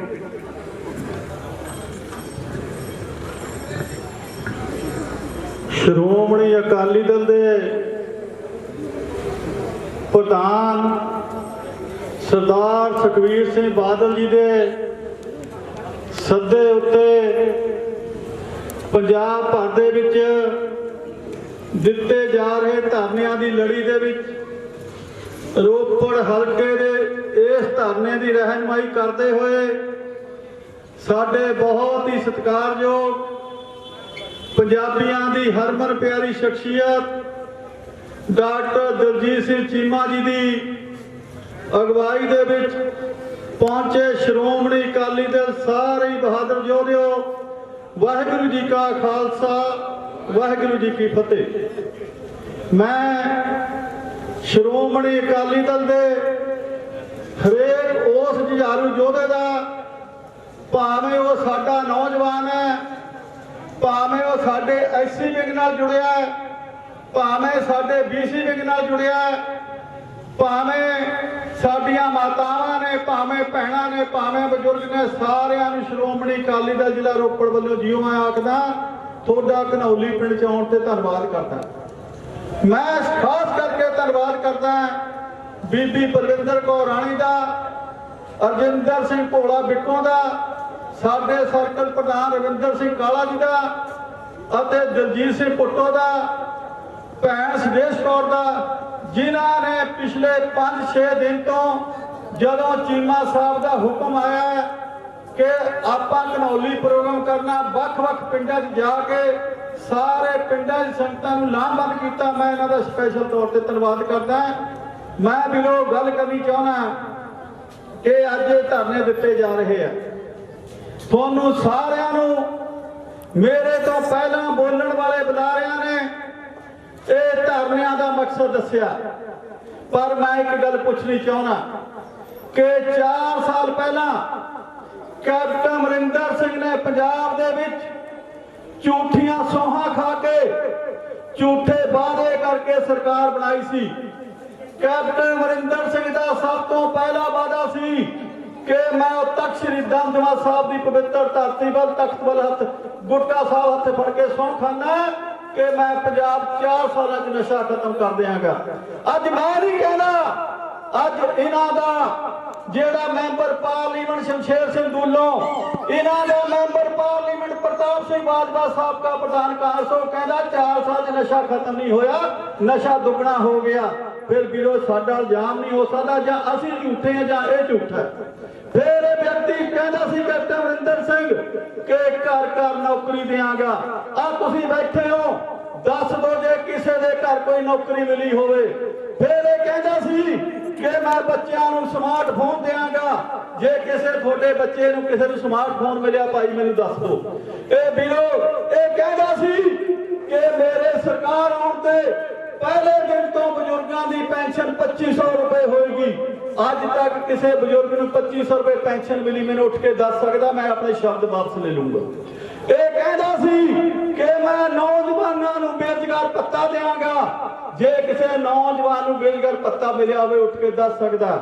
ਵੀਰੋ मैं एक गल कहनी चाहना कि इस व्यक्ति तो मैं अफसोस नाल कहना गल कहनी चाहना कि मैनू अफसोस भी है कि मैं अपने बजुर्ग समान कैप्टन अमरिंदर सिंह के खिलाफ बोल रहा और साडा मुख मंत्री भी है पर करिए कि साडा दिल दुखदा साडे मन भरे होए आ कि झूठ बोल के सरकार बना ली पर सानू दिता कुछ नहीं पंजाब का एक व्यक्ति खुश नहीं पर मैं कैप्टन अमरिंदर सिंह का धन्नवाद भी करदा ਤੁਸੀਂ ਸੋਚਣਾ ਕਿ ਗੁਰਿੰਦਰ ਸਿੰਘ ਗੋਗੀ ਧੰਨਵਾਦ ਕਿਉਂ ਕਰਦਾ ਵੀਰੋ ਧੰਨਵਾਦ ਇਸ ਕਰਕੇ ਕਰਦਾ ਉਹ ਕਹਿੰਦਾ ਮੇਰੇ ਆਪਣੇ ਖੁਸ਼ ਹੋਣ ਨਾ ਹੋਣ ਪਰ ਮੇਰੇ ਗੁਆਂਢੀ ਪਾਕਿਸਤਾਨ ਦੇ ਲੋਕ ਖੁਸ਼ ਹੋਣੇ ਚਾਹੀਦੇ ਅੱਜ ਉਹ ਬੀਬੀ ਪਾਕਿਸਤਾਨ ਮੌਜਾਂ ਮਾਣਦੀ ਆ ਸਾਡੀਆਂ ਧੀਆਂ ਭੈਣਾਂ ਨੌਕਰੀਆਂ ਤੇ ਰੋਲਦੀਆਂ ਫਿਰਦੀਆਂ ਸਾਡੀਆਂ ਧੀਆਂ ਭੈਣਾਂ ਦੇ ਪਟਿਆਲੇ 'ਚ ਡੰਡੇ ਵੱਜਦੇ ਆ ਸਾਡੇ ਨੌਜਵਾਨਾਂ ਨੇ ਪੱਗਾਂ ਲਾਈਆਂ ਜਾ ਰਹੀਆਂ ਇਸ ਕਰਕੇ ਵੀਰੋ ਮੈਂ ਹੱਥ ਬੰਨ੍ਹ ਕੇ ਬੇਨਤੀ ਕਰਦਾ ਕਿ ਸਮਾਂ ਥੋੜਾ ਰਹਿ ਗਿਆ ਤੁਹਾਨੂੰ ਸਾਰਿਆਂ ਨੂੰ ਸੁਚੇਤ ਹੋਣਾ ਪੈਣਾ ਤੁਹਾਨੂੰ ਸਾਰਿਆਂ ਨੂੰ ਆਪਣੇ ਨੌਜਵਾਨ ਬੱਚਿਆਂ ਨੂੰ ਲਾਮਬੰਦ ਕਰਨਾ ਪੈਣਾ ਤਾਂ ਕਿ ਜਿਹੜਾ 2017 'ਚ ਗਲਤੀ ਹੋਈ ਆ ਅਸੀਂ ਇਹ ਗਲਤੀ ਦੁਬਾਰਾ ਨਾ ਕਰ ਸਕੀਏ ਵੀਰੋ ਮੈਂ ਇੱਕ ਗੱਲ ਹੋਰ ਕਹਿਣੀ ਚਾਹੁੰਦਾ ਕਿ ਇਹ ਤਾਂ ਗੱਲ ਸੀ ਕਾਂਗਰਸ ਦੀ ਆ ਇੱਕ ਆਮ ਆਦਮੀ ਪਾਰਟੀ ਵਾਲੇ ਫਿਰਦੇ ਆ ਮੇਰਾ ਵੀ ਪਿੱਛੇ ਦਿਮਾਗ ਖਰਾਬ ਸੀ ਮੈਂ ਸੱਚੀ ਹੁਣ ਗੱਲ ਸਾ ਝੂਠ ਨਹੀਂ ਬੋਲਦਾ ਹੈਗਾ ਸਾਡੀ ਵੀ ਗੁੱਡੀ ਮਾਰੀ ਗਈ ਸੀ ਅਸੀਂ ਵੀ ਇਹਨਾਂ ਦੀਆਂ ਝੂਠੀਆਂ ਗੱਲਾਂ 'ਚ ਆ ਕੇ ਇਹਨਾਂ ਦੇ ਨਾਲ ਲੱਗ ਕੇ ਇਹਨਾਂ ਦੇ ਐਮਐਲਏ ਜਿਤਾ ਬੈਠੇ ਪਰ ਮੈਂ ਅਫਸੋਸ ਨਾਲ ਕਹਿਣਾ ਕਿ ਜ਼ਿੰਦਗੀ ਦੀ ਸਭ ਤੋਂ ਵੱਡੀ ਗਲਤੀ ਕੀਤੀ ਆ ਉਹ ਸਭ ਤੋਂ ਵੱਡੀ ਗਲਤੀ ਸੀ ਮੈਨੂੰ ਇਸ ਗੱਲ 'ਚ ਮੰਨਣ 'ਚ ਕੋਈ ਸ਼ਰਮ ਨਹੀਂ ਆਉਂਦੀ ਜੇ ਪਤਾ ਹੁੰਦਾ ਕਿ ਐਸੇ ਲੋਕ ਨੇ ਤਾਂ ਮੈਂ ਸਮਝਦਾ ਕਿ ਜ਼ਿੰਦਗੀ ਕਦੇ ਕੋਈ ਗਲਤੀ ਨਾ ਕਰਦਾ ਇਸ ਲਈ ਮੈਂ ਹੱਥ ਬੰਨ੍ਹ ਕੇ ਬੇਨਤੀ ਕਰਦਾ ਕਿ ਗੁਰਿੰਦਰ ਸਿੰਘ ਗੋਗੀ ਦਮ ਸੀ ਅੱਜ ਸਟੇਜ ਤੇ ਮਾਫੀ ਮੰਗ ਲਈ ਕਿਸੇ ਦਮ ਨਹੀਂ ਹੁੰਦਾ ਇਸ ਕਰਕੇ ਗਲਤੀ ਨਾ ਕਰੇ ਵੀਰੋ ਮੈਂ ਇੱਕ ਗੱਲ ਹੋਰ ਕਹਿਣੀ ਚਾਹੁੰਦਾ ਅੱਜ ਕਹਿੰਦੇ ਆ ਕਿ ਕੇਜਰੀਵਾਲ ਦੀ ਸਰਕਾਰ ਦਿੱਲੀ 'ਚ ਹੈ ਜੇ ਪੰਜਾਬ 'ਚ ਕੋਈ ਗੱਲ ਹੁੰਦੀ ਆ ਕੇਜਰੀਵਾਲ ਮਾਡਲ ਵੀਰੋ ਮੈਂ ਕੇਜਰੀਵਾਲ ਨੂੰ ਗੱਲ ਪੁੱਛਣੀ ਚਾਹੁੰਦਾ ਕਿ ਖੇੜਾ ਸਾਹਿਬ ਸਾਡੇ ਐਗਜ਼ੈਕਟਿਵ ਦੇ ਮੈਂਬਰ ਸ਼੍ਰੋਮਣੀ ਗੁਰਦੁਆਰਾ ਪ੍ਰਬੰਧਕ ਕਮੇਟੀ ਦੇ ਬੜੇ ਸਤਿਕਾਰਯੋਗ ਸਾਡੇ ਸੰਦੀਪ ਸਿੰਘ ਕਲੋਤਾ ਜੀ ਦੇ ਪ੍ਰਧਾਨ ਉਹ ਵੀ ਪਹੁੰਚੇ ਆ ਮੈਂ ਉਹਨਾਂ ਦਾ ਵੀ ਧੰਨਵਾਦ ਕਰਦਾ ਮੈਂ ਵੀਰੋ ਪੁੱਛਣਾ ਚਾਹੁੰਦਾ ਕੇਜਰੀਵਾਲ ਨੂੰ ਕੇਜਰੀਵਾਲ ਜੀ 6 ਸਾਲ ਤੋਂ ਤੁਸੀਂ ਦਿੱਲੀ ਸਰਕਾਰ ਚਲਾ ਰਹੇ ਹੋ ਪੰਜਾਬ ਦੇ ਵਿੱਚ ਅਤੇ ਦਿੱਲੀ 'ਚ ਨੇਕਾਂ ਮੁਲਾਜ਼ਮ ਨੇ ਤੁਸੀਂ ਮੈਨੂੰ ਦੱਸ ਦਿਓ ਜੇ ਤੁਹਾਡੇ ਮੁਲਾਜ਼ਮਾਂ ਦਾ ਸਕੇਲ ਵੱਧਦਾ ਕਿ ਪੰਜਾਬ ਦੇ ਮੁਲਾਜ਼ਮਾਂ ਦਾ ਸਕੇਲ ਵੱਧਦਾ ਅੱਜ ਮੈਂ ਤੁਹਾਨੂੰ ਦੱਸਣਾ ਚਾਹੁੰਦਾ ਕਿ ਇੱਕ ਚਪੜਾਸੀ ਜਿਹੜਾ ਦਿੱਲੀ 'ਚ ਨੌਕਰੀ ਕਰਦਾ ਉਹਦਾ 15,000 ਰੁਪਏ ਪੰਜਾਬ ਦੇ ਚਪੜਾਸੀ ਨਾਲੋਂ ਖਰਚਾ ਵੱਧਦਾ ਪਰ ਉਹਦੀ ਤਨਖਾਹ 6200 ਰੁਪਏ ਘੱਟ ਹੈ ਪੰਜਾਬ ਦੇ ਮੁਲਾਜ਼ਮਾਂ ਨਾਲੋਂ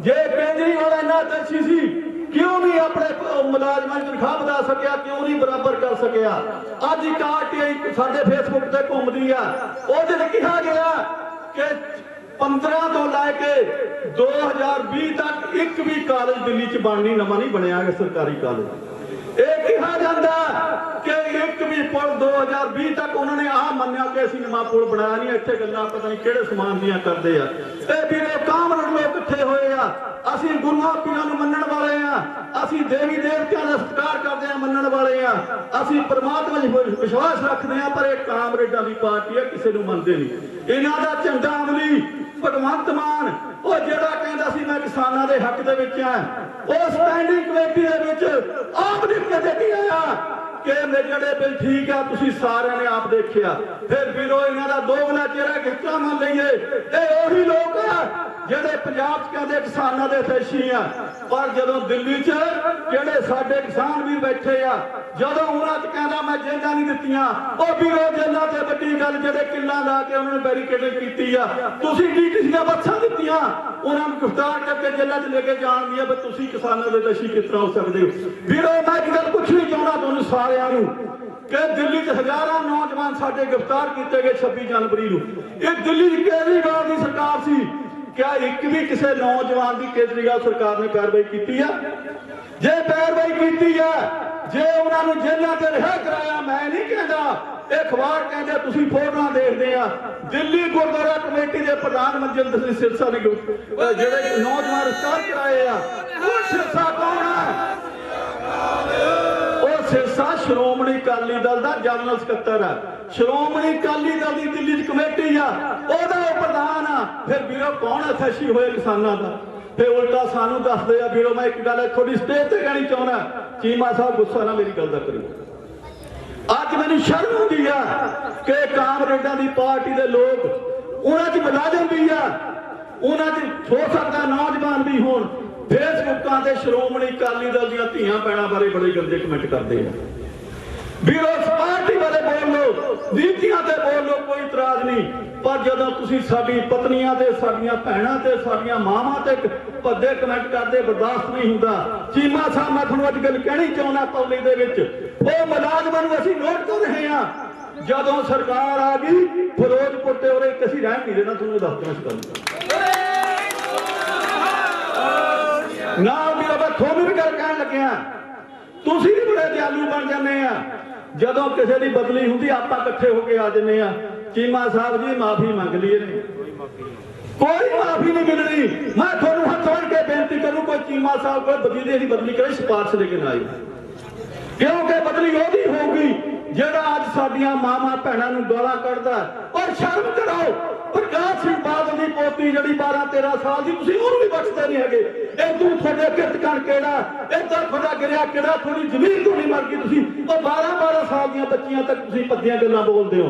ਇਸ ਕਰਕੇ ਵੀਰੋ ਮੈਂ ਤੁਹਾਨੂੰ ਹੱਥ ਮੰਨ ਕੇ ਬੇਨਤੀ ਕਰਦਾ, ਸਮਾਂ ਦੂਰ ਨਹੀਂ, ਸਮਾਂ ਨੇੜੇ ਆ ਗਿਆ, ਸਿਰਫ 9 ਮਹੀਨੇ ਰਹਿ ਗਏ ਆ, ਔਰ ਤੁਹਾਡੀ ਸਰਕਾਰ ਆਉਣ ਵਾਲੀ ਆ। ਤੁਸੀਂ ਤਕੜੇ ਹੋ ਜਾਓ, ਮੈਂ ਵੀ ਕਹਿ ਰਿਹਾ ਗੱਲ ਇਹ।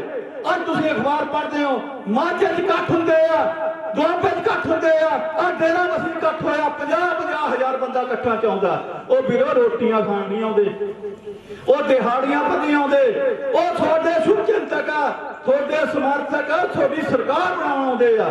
ਫਿਰ ਇਸ ਕਰਕੇ ਵੀਰੋ ਮੈਂ ਹੱਥ ਬੰਨ ਕੇ ਬੇਨਤੀ ਕਰਦਾ, ਤੁਸੀਂ ਇੱਕ ਗੱਲ ਨੋਟ ਕਰ ਲਓ ਕਿ ਆਮ ਆਦਮੀ ਪਾਰਟੀ ਦਾ ਪਿਛਲੇ 4 ਸਾਲ ਪਹਿਲਾਂ ਦੁਆਬੇ 'ਚ ਕੋਈ ਸੀਟ ਨਹੀਂ ਸੀ ਇਹਨਾਂ ਨੂੰ ਆਈ, ਮਾਝੇ 'ਚ ਕੋਈ ਸੀਟ ਨਹੀਂ ਸੀ ਆਈ। ਜੇ ਸੀਟਾਂ ਆਈਆਂ ਸੀ ਕਾਂਗਰਸ ਪਾਰਟੀ ਨੂੰ ਆਈਆਂ ਸੀ। ਅੱਜ ਉਹੀ ਸਾਰੀਆਂ ਸੀਟਾਂ ਅਕਾਲੀ ਦਲ ਨੂੰ ਆ ਰਹੀਆਂ। ਸਰਕਾਰ ਬਣ 'ਚ ਕੋਈ ਦੋ ਰਾਵਾਂ ਨਹੀਂ, ਡਾਵਾਂ ਡੋਲ ਨਾ ਕੋਈ, ਸਰਕਾਰ ਤੁਹਾਡੀ ਆਉਣੀ ਆ। ਵੀਰੋ ਇੱਥੇ ਜਿਹੜੇ ਹਲਕੇ ਦੀ ਨੁਮਾਇੰਦਗੀ ਦੀ ਗੱਲ ਕਰਦੀ ਆ, ਚੀਮਾ ਸਾਹਿਬ ਹੈਗੇ, ਆ ਜਿਹੜੀ ਗੱਲ ਚੱਲਦੀ ਹੈ ਇੱਥੇ, ਆ ਸੰਦੋਏ ਦੀ ਗੱਲ ਚੱਲਦੀ ਆ, ਉਹ ਸੰਦੋਆ ਨਾ ਸੰਦ ਕਹੇ ਕਰੋ ਨੂੰ, ਸੰਦ ਉਹ ਸੰਦ ਵੀ ਉਹ ਜਿਹੜਾ ਕਿਸੇ ਕੰਮ ਨਹੀਂ ਆਉਂਦਾ, ਜਿਹੜਾ ਕਹਿੰਦਾ ਨੂੰ ਸਵਾਰ ਨਹੀਂ ਸਕਦਾ। ਉਹ ਜਿਵੇਂ ਕਹਿੰਦੇ ਖੁੱਡਾ ਫਾਲਾ ਹੁੰਦਾ, ਉਹ ਬੰਦ ਭਾਵੇਂ ਜਿੰਨੇ ਮਰਜ਼ੀ ਜੋੜ ਲਓ, ਪਰ ਉਹ ਹਲ ਬਾਹ ਨਹੀਂ ਸਕਦਾ। ਇਹ ਤਾਂ ਉਹ ਸੰਦ ਆ। ਇਸ ਕਰਕੇ ਵੀਰੋ ਇਹਨਾਂ ਸੰਦਾਂ ਦੀਆਂ ਗੱਲਾਂ ਨਾ ਕਰੇ ਕਰੋ। ਉਹ ਗੱਲ ਹੈ ਢਿੱਲੋਂ ਦੀ, ਮੈਂ ਕਰਨ ਚਾਹੁੰਦਾ, ਅੱਜ ਬੈਠੇ ਆ ਮੇਰੇ ਪਿੰਡ ਵਾਸੀ, ਮੇਰੇ ਇਲਾਕਾ ਵਾਸੀ, ਸਾਰੀਆਂ ਮੇਰੀਆਂ ਭੈਣਾਂ ਬੈਠੀਆਂ। ਮੈਂ ਤੁਹਾਨੂੰ ਦੱਸਣਾ ਚਾਹੁੰਦਾ ਕਿ ਪੰਜਾਬ ਸਰਕਾਰ ਨੇ ਇੱਕ ਸਕੀਮ ਲਿਆਂਦੀ ਸੀ ਕਿ 9ਵੇਂ ਪਾਤਸ਼ਾਹ ਗੁਰੂ ਤੇਗ ਬਹਾਦਰ ਸਾਹਿਬ ਦਾ 400 ਸਾਲਾ ਸ਼ਤਾਬਦੀ ਮਨਾਉਣੀ ਹੈ। ਉਹਦੇ 'ਚ ਸਕੀਮ ਲੈ ਕੇ ਆਏ ਸੀ ਕਿ ਜਿਹੜੇ ਪਿੰਡਾਂ 'ਚ ਗੁਰੂ ਤੇਗ ਬਹਾਦਰ ਸਾਹਿਬ ਗਏ ਆ, ਉਹਨਾਂ ਪਿੰਡਾਂ ਨੂੰ ਸਪੈਸ਼ਲ ਗ੍ਰਾਂਟਾਂ ਦੇਣੀਆਂ। ਸਾਡੇ ਪਿੰਡ ਦਾ ਇਤਿਹਾਸ ਆ, ਕੋਈ ਕਿਤਾਬ ਖੋਲ ਕੇ ਦੇਖ ਲਓ, ਤੁਹਾਨੂੰ ਇਤਿਹਾਸ ਮਿਲੇਗਾ। ਕਨੌਲੀ ਦੇ ਵਿੱਚ 9ਵੇਂ ਪਾਤਸ਼ਾਹ ਆਏ ਆ, 3 ਪਿੰਡ ਲਾਏ ਸੀ, ਇੱਕ ਭਰਤਗੜ੍ਹ, ਇੱਕ ਮਲਕਪੁਰ, ਇੱਕ ਕਨੌਲੀ। ਸਾਰੇ ਫਾਈਨਲ ਹੋਇਆ 1 ਕਰੋੜ 20 ਲੱਖ ਦਾ ਐਸਟੀਮੇਟ ਚੀਮਾ ਸਾਹਿਬ ਸਾਡੇ ਪਿੰਡ ਦਾ ਬਣਿਆ ਸੀ ਵਿਕਾਸ ਦਾ, ਪਰ ਸਕੀਮ ਫਾਈਨਲ ਹੋ ਕੇ ਚਲੇ ਗਈ। ਜਦੋਂ ਮੁੱਖ ਮੰਤਰੀ ਕੋਲ ਸਕੀਮ ਗਈ, ਉੱਥੇ ਸਾਡੇ ਹਲਕੇ ਦਾ ਇੰਚਾਰਜ ਬਰਿੰਦਰ ਢਿੱਲੋਂ ਬੈਠਾ ਸੀ, ਕਹਿਣ ਲੱਗਿਆ ਕੈਪਟਨ ਸਾਹਿਬ ਕਨੌਲੀ ਨੂੰ ਕੋਈ ਪੈਸਾ ਨਹੀਂ ਦੇਣਾ। ਕੀ ਗੱਲ ਭਾਈ, ਕਿਉਂ ਨਹੀਂ ਦੇਣਾ? ਕਹਿੰਦਾ ਜੀ ਕਨੌਲੀ ਪੰਚਾਇਤ ਅਕਾਲੀ ਦਲ ਦੀ ਪੰਚਾਇਤ ਆ, ਜਿਹੜਾ ਸਰਪੰਚ ਆ ਉਹਦਾ ਸਹੁਰਾ ਅਕਾਲੀ ਦਲ ਦਾ ਪ੍ਰਧਾਨ ਹੈ, ਇਸ ਕਰਕੇ ਗ੍ਰਾਂਟ ਨਹੀਂ ਦੇਣੀ। ਸਾਡਾ 1 ਕਰੋੜ 20 ਲੱਖ ਕੱਢ ਦਿੱਤਾ ਗਿਆ। ਵੀਰੋ ਮੈਂ ਪੁੱਛਣਾ ਚਾਹੁੰਦਾ ਢਿੱਲੋਂ ਨੂੰ, ਉਹ ਪੈਸੇ ਤੇਰੇ ਪਿਓ ਦੀ ਜੇਬ 'ਚ ਜਾਣੇ ਸੀ, ਉਹ ਪੈਸੇ ਗੋਗੀ ਕੋਲ ਨਹੀਂ ਸੀ ਆਉਣੇ, ਉਹ ਪਿੰਡ 'ਚ ਪੈਸੇ ਲੱਗਣੇ ਸੀ। ਮੈਂ ਤੇਰੇ ਪਿੰਡ ਦੇ ਕਾਂਸੀਆਂ ਨੂੰ ਪੁੱਛਣਾ ਚਾਹੁੰਦਾ ਕਿ ਉਹਨਾਂ ਨੇ ਢਿੱਲੋਂ ਬਾਰੇ ਇੱਕ ਵਾਰੀ ਗੱਲ ਕਿਉਂ ਨਹੀਂ ਕੀਤੀ? ਉਹ ਮਰ ਗਿਆ, ਤੁਸੀਂ ਕਾਂਗਰਸੀ ਹੋ, ਕਿਉਂ ਨਹੀਂ ਤੁਹਾਡੀ ਆਵਾਜ਼ ਖੁੱਲਦੀ ਕਿ ਪਿੰਡ ਦਾ ਨੁਕਸਾਨ 1 ਕਰੋੜ 20 ਲੱਖ ਦਾ ਹੋਇਆ, ਔਰ ਡਿਵੈਲਪਮੈਂਟ ਦਾ ਨੁਕਸਾਨ ਹੋਇਆ, ਤੁਸੀਂ ਕਿਉਂ ਨਹੀਂ ਆਵਾਜ਼ ਕੀਤੀ, ਢਿੱਲੋਂ ਨਾਲ ਗੱਲ ਕੀਤੀ? ਜਦੋਂ ਪੁੱਛਦੇ ਆ ਕਹਿੰਦੇ ਜੀ ਸਾਨੂੰ ਤਾਂ ਪਤਾ ਹੀ ਨਹੀਂ ਹੈਗਾ। ਉਹ ਜੇ ਤੁਹਾਨੂੰ ਸਰਕਾਰ ਚਲਾਉਂਦੇ ਪਤਾ ਨਹੀਂ ਹੈਗਾ, ਫਿਰ ਤੁਹਾਨੂੰ ਪਤਾ ਕਦੋਂ ਹੋਣਾ? ਇਸ ਕਰਕੇ ਵੀਰੋ ਮੈਂ ਤੁਹਾਨੂੰ ਹੱਥ ਬੰਨ੍ਹ ਕੇ ਬੇਨਤੀ ਕਰਦਾ, ਖਾਸ ਕਰਕੇ ਕਨੌਲੀ ਵਾਲਿਆਂ ਨੂੰ, ਲਾਗੇ ਵਾਲਿਆਂ ਨੂੰ। ਅੱਜ ਪਰਮਜੀਤ ਮੱਕੜ ਸਾਹਿਬ ਗੱਲ ਕਰਦੇ ਸੀ ਕਿ ਚਮਕਾ ਜਿਹੜਾ ਨੂਰ ਬੇਦੀ ਪਹਿਲੀ ਘਰ ਘਰ ਗੱਲ ਹੁੰਦੀ ਆ, ਰੋਪੜ ਸ਼ਹਿਰ ਦੀ ਤਾਕੇ ਦੀ ਗੱਲ ਆ। ਮੱਕੜ ਸਾਹਿਬ ਮੈਂ ਤੁਹਾਨੂੰ ਵਿਸ਼ਵਾਸ ਪਾਉਣਾ ਕਿ ਆ ਸਾਡਾ ਹਲਕਾ ਕਦੇ ਪਿੱਛੇ ਰਹਿਣੇ ਵਾਲਾ ਨਹੀਂ, ਚਿੰਤਾ ਨਾ ਕਰਿਓ ਇਸ ਗੱਲ ਦੀ। ਅੱਜ ਜਿੱਥੇ ਦਲਜੀਤ ਸਿੰਘ ਚੀਮਾ ਵਰਗਾ ਲੀਡਰ ਹੋਵੇ ਉੱਥੇ ਹਲਕਾ ਪਿੱਛੇ ਰਹਿ ਜਾਵੇ, ਹੋ ਨਹੀਂ ਸਕਦਾ। ਅੱਜ ਇੱਕ ਪਾਸੇ ਢਿੱਲੋਂ ਵਰਗੇ ਗ੍ਰਾਂਟਾਂ ਕਟਾਉਂਦੇ ਆ। ਮੈਨੂੰ ਯਾਦ ਆ ਕਿ ਇੱਥੇ ਸੰਗਤ ਦਰਸ਼ਨ ਹੋਏ, ਸਰਦਾਰ ਪ੍ਰਕਾਸ਼ ਸਿੰਘ ਬਾਦਲ ਆਏ ਸੀ, ਚੀਮਾ ਸਾਹਿਬ ਬੈਠੇ ਸੀ, ਮੈਂ ਇਹਨਾਂ ਦੀ ਪਾਰਟੀ ਨਹੀਂ ਸੀ, ਪਰ ਚੀਮਾ ਸਾਹਿਬ ਨੇ ਮੈਨੂੰ ਬੁਲਾਇਆ, ਕਹਿੰਦੇ 10 ਕਿੰਨੀ ਗ੍ਰਾਂਟ ਚਾਹੀਦੀ ਆ। ਇਹ ਹੁੰਦੀ ਫਰਾਕ ਦਿਲੀ, ਇਹ ਇਕੱਲੇ ਧਨੌਲੀ ਨਾਲ ਨਹੀਂ ਸਮੁੱਚੇ ਇਲਾਕੇ ਨਾਲ ਹੋਇਆ। ਜਿੱਥੇ ਕਿਸੇ ਨੇ 10 ਲੱਖ ਮੰਗਿਆ 15 ਲੱਖ ਸਰਦਾਰ ਪ੍ਰਕਾਸ਼ ਸਿੰਘ ਬਾਦਲ ਨੇ ਦਿੱਤਾ। ਅੱਜ ਕਹਿੰਦੇ ਪ੍ਰਕਾਸ਼ ਸਿੰਘ ਬਾਦਲ ਨੇ ਕਰਿਆ ਗਿਆ। ਉਹ ਵੀਰੋ ਮੈਂ ਤੁਹਾਨੂੰ ਪੁੱਛਣਾ ਚਾਹੁੰਦਾ ਕਿ ਆ ਜਿਹੜੀਆਂ ਬਿਜਲੀ ਦੀਆਂ ਮੋਟਰਾਂ ਸੁੱਚ ਦੱਬ ਕੇ ਫ੍ਰੀ ਬਿਜਲੀ ਖੇਤਾਂ 'ਚ ਪਾਣੀ ਲਾਉਨੇ ਹੋ, ਇਹ ਕਿਹਦੀ ਦੇਣ ਆ? ਇਹ ਸਰਦਾਰ ਪ੍ਰਕਾਸ਼ ਸਿੰਘ ਬਾਦਲ ਦੀ ਦੇਣ ਨਹੀਂ ਹੈ। ਮੈਂ ਪੁੱਛਣਾ ਚਾਹੁੰਦਾ ਕਿ ਆ ਜਿਹੜਾ ਆਟੇ ਦਾਲ ਦੀ ਸਕੀਮ ਆ, ਜਿਹਦੇ 2 ਰੁਪਏ ਕਿਲੋ ਕਣਕ ਮਿਲਦੀ ਆ, ਇਹ ਕਿਹਦੀ ਸਕੀਮ ਹੈ? ਇਹ ਪ੍ਰਕਾਸ਼ ਸਿੰਘ ਬਾਦਲ ਦੀ ਨਹੀਂ। ਮੈਨੂੰ ਤਾਂ ਅਫਸੋਸ ਨਾਲ ਕਹਿਣਾ ਪੈਂਦਾ, ਜਿਹੜੇ ਮੇਰੇ ਪਿੰਡ ਦੇ ਲੋਕ ਵੀ ਟਰੈਕਟਰਾਂ ਦੇ ਉੱਤੇ ਕਣਕ ਲੈਣ ਜਾਂਦੇ ਆ, ਜਿਹੜੇ ਆਪਣੀ ਕਣਕ ਮੰਡੀਆਂ ਸੁੱਟ ਕੇ ਜਾਂਦੇ ਆ, ਉਹ ਵੀ ਇੱਥੇ ਕਣਕਾਂ ਲੈ ਰਹੇ, ਉਹ ਵੀ ਕਹਿੰਦੇ ਬਾਦਲ ਸਾਹਿਬ ਨੇ ਕਰਿਆ ਗਿਆ। ਉਹ ਬਾਂਸ ਨਹੀਂ ਦਿੱਤਾ ਬਾਦਲ ਸਾਹਿਬ ਨੇ, ਕੋਈ ਇੱਕ ਬੰਦ ਨਹੀਂ ਕੱਢਿਆ ਬਾਦਲ ਸਾਹਿਬ ਨੇ ਕਿ ਤੁਸੀਂ ਚੜੀ ਉਤਰੇ ਹੋ। ਪ੍ਰਕਾਸ਼ ਸਿੰਘ ਬਾਦਲ ਨੇ ਸਭ ਕੁਝ ਕਰਤਾ। ਅੱਜ ਸਾਰੇ ਗੱਲਾਂ ਕਰਦੇ ਆ ਕਿ ਜਿਹੜੀ ਹੈਗੀ ਜੀ ਬਿਜਲੀ ਦੀ ਗੱਲ ਹੈ, ਉਹ ਵੀਰੋ ਦੀ ਗੱਲ ਯਾਦ ਰੱਖੋ, ਆਪਣਾ ਪੜ੍ਹ ਲਿਓ ਜਾ ਕੇ ਬਿੱਲ ਆਪਣੇ 4 ਸਾਲ ਪਹਿਲਾਂ ਬਿਜਲੀ ਦਾ ਰੇਟ ਪੜ੍ਹ ਲਿਓ, 4 ਰੁਪਏ 42 ਪੈਸੇ ਯੂਨਿਟ। 4 ਸਾਲ ਪਹਿਲਾਂ ਤੁਹਾਨੂੰ ਜਦੋਂ ਅਕਾਲੀ ਸਰਕਾਰ ਸੀ ਬਿਜਲੀ ਦਾ ਬਿੱਲ ਮਿਲਦਾ ਸੀ, ਮੈਂ ਝੂਠ ਬੋਲਾਂ, ਮੇਰੇ ਜੁੱਤੀਆਂ ਸਿਰ ਮਾਰੇ, ਮੈਨੂੰ ਕੋਈ ਇਤਰਾਜ਼ ਨਹੀਂ ਹੈਗਾ। ਆਪਣੇ ਬਿੱਲ ਕੱਢ ਕੇ ਦੇਖ ਲਿਓ, ਅੱਜ 4 ਸਾਲ ਚ 9 ਰੁਪਏ 80 ਪੈਸੇ ਯੂਨਿਟ ਹੈ। ਇਹ ਕਿਹਨੇ ਮਹਿੰਗੀ ਕੀਤੀ ਬਿਜਲੀ? ਇਹ ਕੈਪਟਨ ਅਮਰਿੰਦਰ ਸਿੰਘ ਨੇ ਮਹਿੰਗੀ ਕੀਤੀ। ਪ੍ਰਕਾਸ਼ ਸਿੰਘ ਬਾਦਲ ਨੇ ਬਿਜਲੀ ਸਸਤੀ ਦਿੱਤੀ ਆ, ਫਰੀ ਦਿੱਤੀ ਆ। ਪ੍ਰਕਾਸ਼ ਸਿੰਘ ਬਾਦਲ ਨੇ ਕਦੇ ਇਹ ਨਹੀਂ ਸੋਚਿਆ ਕਿ ਮੈਂ ਕਿਹੜੇ ਵਰਗ ਨੂੰ ਕਿਹੜੀ ਰਾਹਤ ਦੇਣੀ ਆ। ਜੇ ਆਟਾ ਦਾਲ ਦਿੱਤਾ, ਉਹ ਦਲਿਤ ਨੂੰ ਵੀ ਦਿੱਤਾ, ਉਹ ਜਨਰਲ ਸ਼੍ਰੇਣੀ ਨੂੰ ਦਿੱਤਾ, ਹਰੇਕ ਨੂੰ ਦਿੱਤਾ। ਜੇ ਬਿਜਲੀ ਦਿੱਤੀ ਆ, ਉਹ ਵੀ ਹਰੇਕ ਨੂੰ ਦਿੱਤੀ ਆ, ਸਿਰਫ ਇਕਨੋਮਿਕਲ ਵੀਕ ਦੇਖਿਆ। ਇਸ ਕਰਕੇ ਜੇ ਪੰਜਾਬ ਦਾ ਭਲਾ ਕਰ ਸਕਦਾ ਸ਼੍ਰੋਮਣੀ ਅਕਾਲੀ ਦਲ ਕਰ ਸਕਦਾ। ਇਸ ਲਈ ਵੀਰੋ ਮੈਂ ਤੁਹਾਨੂੰ ਹੱਥ ਮੰਨ ਕੇ ਬੇਨਤੀ ਕਰਦਾ, ਸਾਡੇ ਕੋਲ ਐਸਾ ਆਗੂ ਆ ਡਾਕਟਰ ਦਲਜੀਤ ਸਿੰਘ ਚੀਮਾ, ਜਿਹਦੇ ਵਰਗਾ ਲੱਭਣਾ ਨਹੀਂ। ਪੰਜਾਬ ਦੇ ਲੋਕ ਮਿੰਨਤਾਂ ਕਰਦੇ ਆ, ਅਸੀਂ ਇਕੱਠੇ ਜਾਂਦੇ ਕਈ ਵਾਰੀ। ਮੈਂ ਦੇਖਦਾ ਕਦੇ ਸਮਰਾਲੇ ਤੋਂ ਫੋਨ ਆ ਰਿਹਾ ਕਿ ਚੀਮਾ ਸਾਹਿਬ ਤੁਸੀਂ ਸਾਡੇ ਹਲਕੇ ਚ ਆ ਜਾਓ। ਕਦੇ ਨਵਾਂ ਸ਼ਹਿਰ ਵਾਲੇ ਕਰਦੇ ਆ, ਕਦੇ ਗੁਰਦਾਸਪੁਰ ਵਾਲੇ ਦਾ ਫੋਨ ਆਇਆ ਜਥੇਦਾਰ ਜੀ ਨੂੰ, ਮੇਰੇ ਨਾਂ ਨਹੀਂ ਭੁੱਲ ਗਿਆ, ਕਹਿੰਦਾ ਚੀਮਾ ਸਾਹਿਬ ਜੰਮੇ ਸਾਡੇ ਇਲਾਕੇ 'ਚ, ਕੰਮ ਜਾ ਕੇ ਫੜ ਰੋਪੜ 'ਚ ਫੜ ਲਿਆ, ਸਾਡੇ ਇਲਾਕੇ 'ਚ ਆ ਜਾਓ। ਵੀਰੋ ਮੈਂ ਤੁਹਾਨੂੰ ਵਿਸ਼ਵਾਸ ਨਾਲ ਬੇਨਤੀ ਕਰਨੀ ਚਾਹੁੰਦਾ ਕਿ ਅਸੀਂ ਚੀਮਾ ਸਾਹਿਬ ਵਰਗਾ ਲੀਡਰ ਜਾਣ ਨਹੀਂ ਦੇਣਾ। ਸਾਨੂੰ ਇਹ ਲੀਡਰ ਦੀ ਲੋੜ ਆ ਜਿਹੜਾ ਜਦੋਂ ਸਰਕਾਰ ਬਣਨ ਤੋਂ ਬਾਅਦ ਸਾਡੇ ਇਲਾਕੇ ਦਾ ਜਿਵੇਂ ਪਹਿਲਾਂ ਵਿਕਾਸ ਹੋਇਆ, ਇਹ ਵਿਕਾਸ ਜਾਰੀ ਰੱਖੇ। ਇਹਨਾਂ ਸ਼ਬਦਾਂ ਨਾਲ ਇੱਕ ਵਾਰੀ ਫੇਰ ਮੈਂ ਜਿੰਨੇ ਤੁਸੀਂ ਆਏ ਹੋ ਦਿਲ ਦੀਆਂ ਗਹਿਰਾਈਆਂ ਤੁਹਾਡਾ ਸਾਰਿਆਂ ਦਾ ਧੰਨਵਾਦ। ਵਾਹਿਗੁਰੂ ਜੀ ਕਾ ਖਾਲਸਾ, ਵਾਹਿਗੁਰੂ ਜੀ ਕੀ ਫਤਿਹ। ਇਹ ਸਨ ਸਾਡੇ ਜ਼ਿਲ੍ਹਾ ਪ੍ਰਧਾਨ ਗੁਰਿੰਦਰ ਸਿੰਘ ਜੀ ਗੋਗੀ, ਜਿਨ੍ਹਾਂ ਨੇ ਕਿ ਅੱਜ ਖੁੱਲ੍ਹ ਕੇ ਦਿਲ ਦੇ ਜਿਹੜੇ ਬਲਬਲੇ ਆ ਤੁਹਾਡੇ ਨਾਲ ਸਾਂਝੇ ਕੀਤੇ ਨੇ। ਸਾਡੇ ਵਿਚਕਾਰ ਜੋ ਕਿ ਸਾਡੇ ਯੂਥ ਦੇ ਪ੍ਰਧਾਨ ਨੇ, ਉਹ ਵੀ ਆਪਣਾ ਜਥਾ ਲੈ ਕੇ ਪਹੁੰਚੇ ਨੇ। ਸਾਡੇ ਵਿਚਕਾਰ ਸਰਦਾਰ ਅਜਮੇਰ ਸਿੰਘ ਜੀ ਖੇੜਾ, ਸਾਡੇ ਸ਼੍ਰੋਮਣੀ ਗੁਰਦੁਆਰਾ ਪ੍ਰਬੰਧਕ ਕਮੇਟੀ ਦੇ ਐਗਜ਼ੈਕਟਿਵ ਮੈਂਬਰ ਨੇ, ਉਹ ਵੀ ਇੱਥੇ ਪਹੁੰਚੇ ਨੇ। ਸੋ ਮੈਂ ਹੁਣ ਬੇਨਤੀ ਕਰਾਂਗਾ ਸਰਦਾਰ ਅਜਮੇਰ ਸਿੰਘ ਜੀ ਖੇੜਾ ਸਾਹਿਬ ਨੂੰ ਕਿ ਉਹ ਵੀ ਮਾਈਕ ਤੇ ਆਉਣ, ਸੰਗਤਾਂ ਦੇ ਨਾਲ ਵਿਚਾਰ ਸਾਂਝੇ ਕਰਨ। ਉਸ ਤੋਂ ਬਾਅਦ ਡਾਕਟਰ ਦਲਜੀਤ ਸਿੰਘ ਜੀ ਚੀਮਾ ਸਾਹਿਬ ਨੇ ਬੋਲਣਾ। ਉਸ ਤੋਂ ਬਾਅਦ ਸੰਗਤਾਂ ਨੂੰ ਬੇਨਤੀ ਕਰਦਾ ਕਿ ਆਰਾਮ ਨਾਲ ਬੈਠੇ ਰਹੋ। ਪ੍ਰਸ਼ਾਦਾ ਤਿਆਰ ਕੀਤਾ ਹੋਇਆ, ਸਾਰਿਆਂ ਨੇ ਪ੍ਰਸ਼ਾਦਾ ਵੀ ਛਕ ਕੇ ਜਾਣਾ। ਸਰਦਾਰ ਅਜਮੇਰ ਸਿੰਘ ਜੀ ਖੇੜਾ, ਸ਼੍ਰੋਮਣੀ ਗੁਰਦੁਆਰਾ ਪ੍ਰਬੰਧਕ ਕਮੇਟੀ ਮੈਂਬਰ। बहुत ही सत्कारयोग डॉक्टर दलजीत सिंह जी चीमा साहब, सीनियर मीत प्रधान श्रोमणी अकाली दल, साबका कैबिनेट मंत्री पंजाब गुरिंदर सिंह जी गोगी, जिला प्रधान श्रोमणी अकाली दल मक्कड़ साहब, शहरी प्रधान, ਵੱਖ-ਵੱਖ साडे बिंगल के प्रधान साहबान, आगू साहबान, बहुत ही सत्कारयोग बुजुर्गों, वीरों, माताओं, भैनों, बच्चों, वाहिगुरू जी का खालसा, वाहिगुरू जी की फतेह।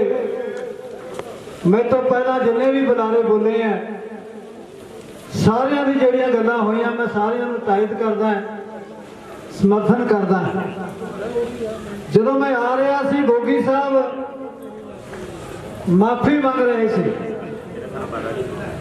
ਇਹ ਇੱਕ ਬਹੁਤ ਵੱਡਾ ਜਿਗਰੇ ਵਾਲਾ ਇਨਸਾਨ ਕਰ ਸਕਦਾ ਹੈ, ਜਿਹੜਾ ਕਿਤੇ ਆਪਣੀ ਗਲਤੀ ਨੂੰ ਗਲਤੀ ਮੰਨ ਲਵੇ ਔਰ ਮੁੜ ਕੇ ਆਪਣੇ ਘਰ ਵਿੱਚ ਆ ਜਾਵੇ ਕਿ ਉਹ ਪ੍ਰਮਾਤਮਾ ਨੂੰ ਮੰਨਣ ਵਾਲਾ ਇਨਸਾਨ ਹੀ ਇੰਨੀ ਵੱਡੀ ਗੱਲ ਕਰ ਸਕਦਾ ਹੈ। ਗਲਤੀ ਮੰਨਣੀ ਹਰੇਕ ਦੇ ਬਸ ਦੀ ਗੱਲ ਨਹੀਂ ਹੈ। ਸੋ ਇਹੀ ਸਾਡਾ ਜਿਹੜਾ ਸਿੱਖ ਇਤਿਹਾਸ ਹੈ, ਕਹਿੰਦਾ ਵੀ ਜੇ ਕਿਤੇ ਗਲਤੀ ਹੋ ਵੀ ਗਈ ਉਹਨੂੰ ਕਬੂਲ ਕਰਨਾ ਜਿਹੜਾ ਉਹ ਵਡਿਆਈ ਦੀ ਗੱਲ ਹੁੰਦੀ। ਮੈਂ ਗੋਗੀ ਸਾਹਿਬ ਦੀ ਤਾਰੀਫ ਕਰਦਾ ਇਸ ਗੱਲ ਦੀ। ਸੋ ਅੱਜ ਦੇ ਜਿਹੜੇ ਧਰਨੇ ਪੰਜਾਬ ਦੇ ਵਿੱਚ ਲੱਗ ਰਹੇ ਨੇ, ਆਪਾਂ ਸਾਰੇ ਹੀ ਜਾਣਦੇ ਹਾਂ ਜੋ ਪ੍ਰੋਗਰਾਮ ਪਾਰਟੀ ਨੇ ਦਿੱਤਾ ਹੈ, ਕਾਂਗਰਸ ਪਾਰਟੀ ਨੇ ਜੋ ਵਾਅਦੇ ਕੀਤੇ ਸੀ ਉਹਨਾਂ ਨੇ ਕੀ ਕੀਤਾ ਉਹਦੇ ਬਾਰੇ ਲੋਕਾਂ ਨੂੰ ਦੱਸਣ ਲਈ ਗੱਲ ਕਹੀ ਗਈ ਹੈ। ਨਾਲ ਦੇ ਨਾਲ ਇੱਕ ਜਿਹੜੀ ਹੋਰ ਪਾਰਟੀ ਆਪ ਵਾਲਿਆਂ ਦੀ ਆਈ ਸੀ, ਉਹਨਾਂ ਨੇ 4 ਸਾਲ ਪਹਿਲਾਂ ਜੋ ਕੁਝ ਕਿਹਾ ਸੀ ਲੋਕਾਂ ਨੂੰ, ਉਹਦੇ ਬਾਰੇ ਆਪਾਂ ਲੋਕਾਂ ਨਾਲ ਵਿਚਾਰਾ ਕਰਨ ਲਈ ਇਹ ਜਿਹੜੇ ਪ੍ਰੋਗਰਾਮ ਰੱਖੇ ਗਏ ਨੇ।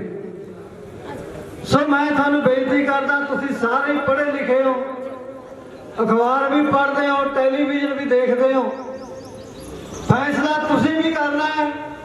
ਨਾਲ ਦੀ ਨਾਲ ਕੁਝ ਗੱਲਾਂ ਇਦਾਂ ਦੀਆਂ ਹੁੰਦੀਆਂ ਜਿਹੜੀਆਂ ਸਾਰੀਆਂ ਹੀ ਆਪਾਂ ਨਹੀਂ ਜਾਣਦੇ ਹੁੰਦੇ। ਜਿਹੜੇ ਸਾਡੇ ਵੱਡੇ ਆਗੂ ਸਾਹਿਬਾਨ ਨੇ, ਉਹਨਾਂ ਦੇ ਬਹੁਤ ਵੱਡੇ ਵਿਚਾਰ ਹੁੰਦੇ ਨੇ, ਉਹ ਆਪਣੇ ਨਾਲ ਸਾਂਝੇ ਕਰਦੇ ਨੇ। ਚੀਮਾ ਸਾਹਿਬ ਮੇਰੇ ਤੋਂ ਬਾਅਦ ਬੋਲਣਗੇ। ਬਹੁਤ ਹੀ ਆਪਣੀ ਪਾਰਟੀ ਦੀ ਇਹਨਾਂ ਨੂੰ ਮਾਂ ਕਹਿ ਲਿਆ ਜਾਵੇ ਤਾਂ ਮੈਂ ਸਮਝਦਾ ਵੀ ਕੋਈ ਇਹੋ ਜਿਹੀ ਗਲਤੀ ਨਹੀਂ ਹੈ। ਜੇ ਅੱਜ ਪਾਰਟੀ ਨੂੰ ਸੇਧ ਕੋਈ ਦੇ ਰਿਹਾ ਹੈ, ਕਿਸੇ ਵੀ ਜਿਹੜਾ ਕੋਈ ਮੁੱਦਾ ਹੁੰਦਾ ਉਹਦੇ ਤੇ ਚੀਮਾ ਸਾਹਿਬ ਦੀ ਰਾਏ। ਸ਼੍ਰੋਮਣੀ ਅਕਾਲੀ ਦਲ ਡਾਕਟਰ ਦਲਜੀਤ ਸਿੰਘ ਦੀ ਚੀਮਾ, ਡਾਕਟਰ ਦਲਜੀਤ ਸਿੰਘ ਦੀ ਚੀਮਾ, ਕਾਂਗਰਸ ਪਾਰਟੀ ਮੁਰਦਾਬਾਦ, ਕਾਂਗਰਸ ਪਾਰਟੀ ਮੁਰਦਾਬਾਦ, ਆਮ ਆਦਮੀ ਪਾਰਟੀ ਮੁਰਦਾਬਾਦ, ਭਾਰਤੀ ਜਨਤਾ ਪਾਰਟੀ ਮੁਰਦਾਬਾਦ, ਡਾਕਟਰ ਦਲਜੀਤ ਸਿੰਘ ਦੀ ਚੀਮਾ ਸਾਹਿਬ।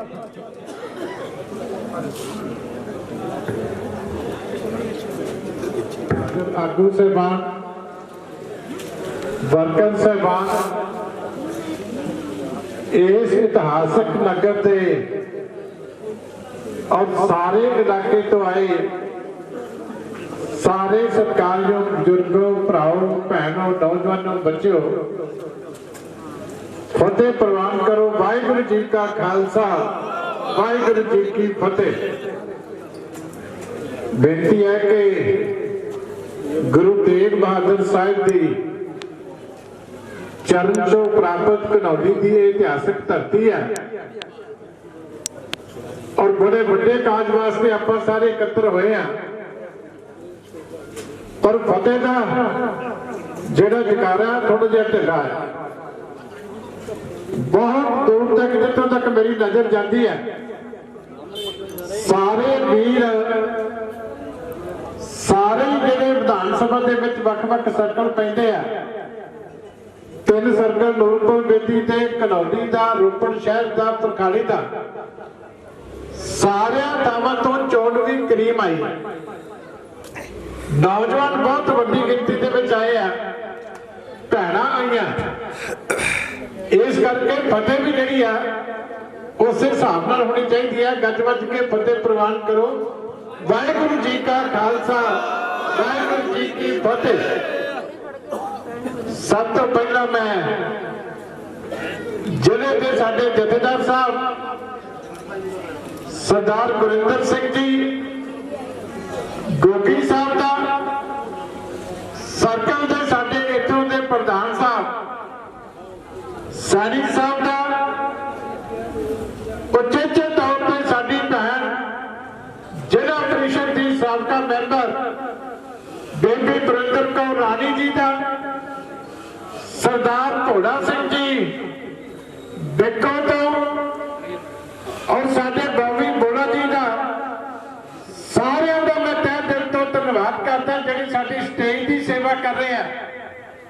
ਸਾਡੇ ਬਹੁਤ ਹੀ ਮਿਹਨਤੀ ਆਗੂ ਸਰਦਾਰ ਦਲਜੀਤ ਸਿੰਘ ਭੱਟੋ ਸਾਹਿਬ, ਸਾਬਕਾ ਸਰਪੰਚ, ਔਰ ਸਾਰੀ ਜਿਹੜੀ ਇਹਨਾਂ ਦੀ ਟੀਮ ਹੈ ਜਿਨ੍ਹਾਂ ਨੇ ਅੱਜ ਦੇ ਇਸ ਰੋਸ ਮੁਜ਼ਾਹਰੇ ਤੇ ਸਾਰੇ ਪ੍ਰਬੰਧ ਵੀ ਬਹੁਤ ਵਧੀਆ ਕੀਤੇ ਆ और बीबी रानी जी का मैं चेचे तौर पर धन्यवाद करता कि सेहत भावें इजाजत नहीं सी देती, पर कई दिनों तो मैं देख रहा कि पिंड पिंड मीटिंगां भी जाके उन्होंने कीतियां।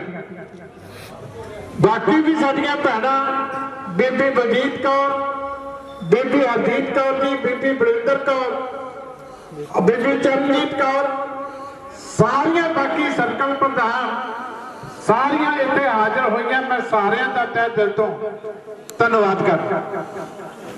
वड्डी मैनूं खुशी है कि नौजवान अज बहुत वड्डी गिनती च आए।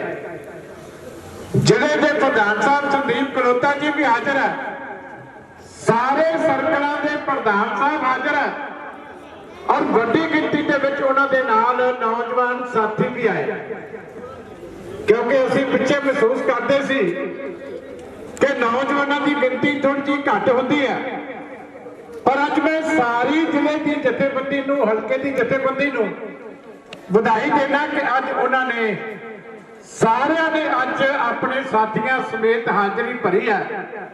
सब का बहुत बहुत धन्यवाद। जिहड़ा साडा हल्के का SC विंग है उहदे नाल BC विंग, बाकी भी जिन्ने पार्टी के विंग, क्योंकि एडा वड्डा इकट्ठ, एडा वड्डा जोश उन्नी देर नहीं हो सकता जिन्नी देर तक सारी जथेबंदी एक्टिव ना हो। मैं देख रहा सी अज मक्कड़ साहब भी वड्डा काफला लैके ते रोपड़ तो चले आ, बाकी भी सर्कल प्रधान आपको अपने काफले लैके नूरपुर बेदी वाले भी, भरखाली वाले भी सारे पहुंचे हैं। हेमराज झांडिया जी भी सारे अपने BC विंग के अहुदेदारां दे नाल इत्थे पहुंचे हैं। सारियां दा मैं तहे दिल तो धन्नवाद करदा। सरदार रघमेर सिंह जी खेड़ा साहब ने और बाकी सारे सीनियर साथियों ने मेरे तो पहला विचार रखे हैं। बहुत सारे डुंगरेवाल साहब भी बोले हैं, लेकिन बहुत सारिया सत्कारित शख्सियतां साडियां रह भी गई। साडे साबका मैंबर जिला परिषद के जथेदार करम सिंह जी बैठे हैं, मोहन सिंह भोगीपुर जी, बड़ी वड्डी गिनती के विच पिछे होर जथेदार साहबान बैठे हैं।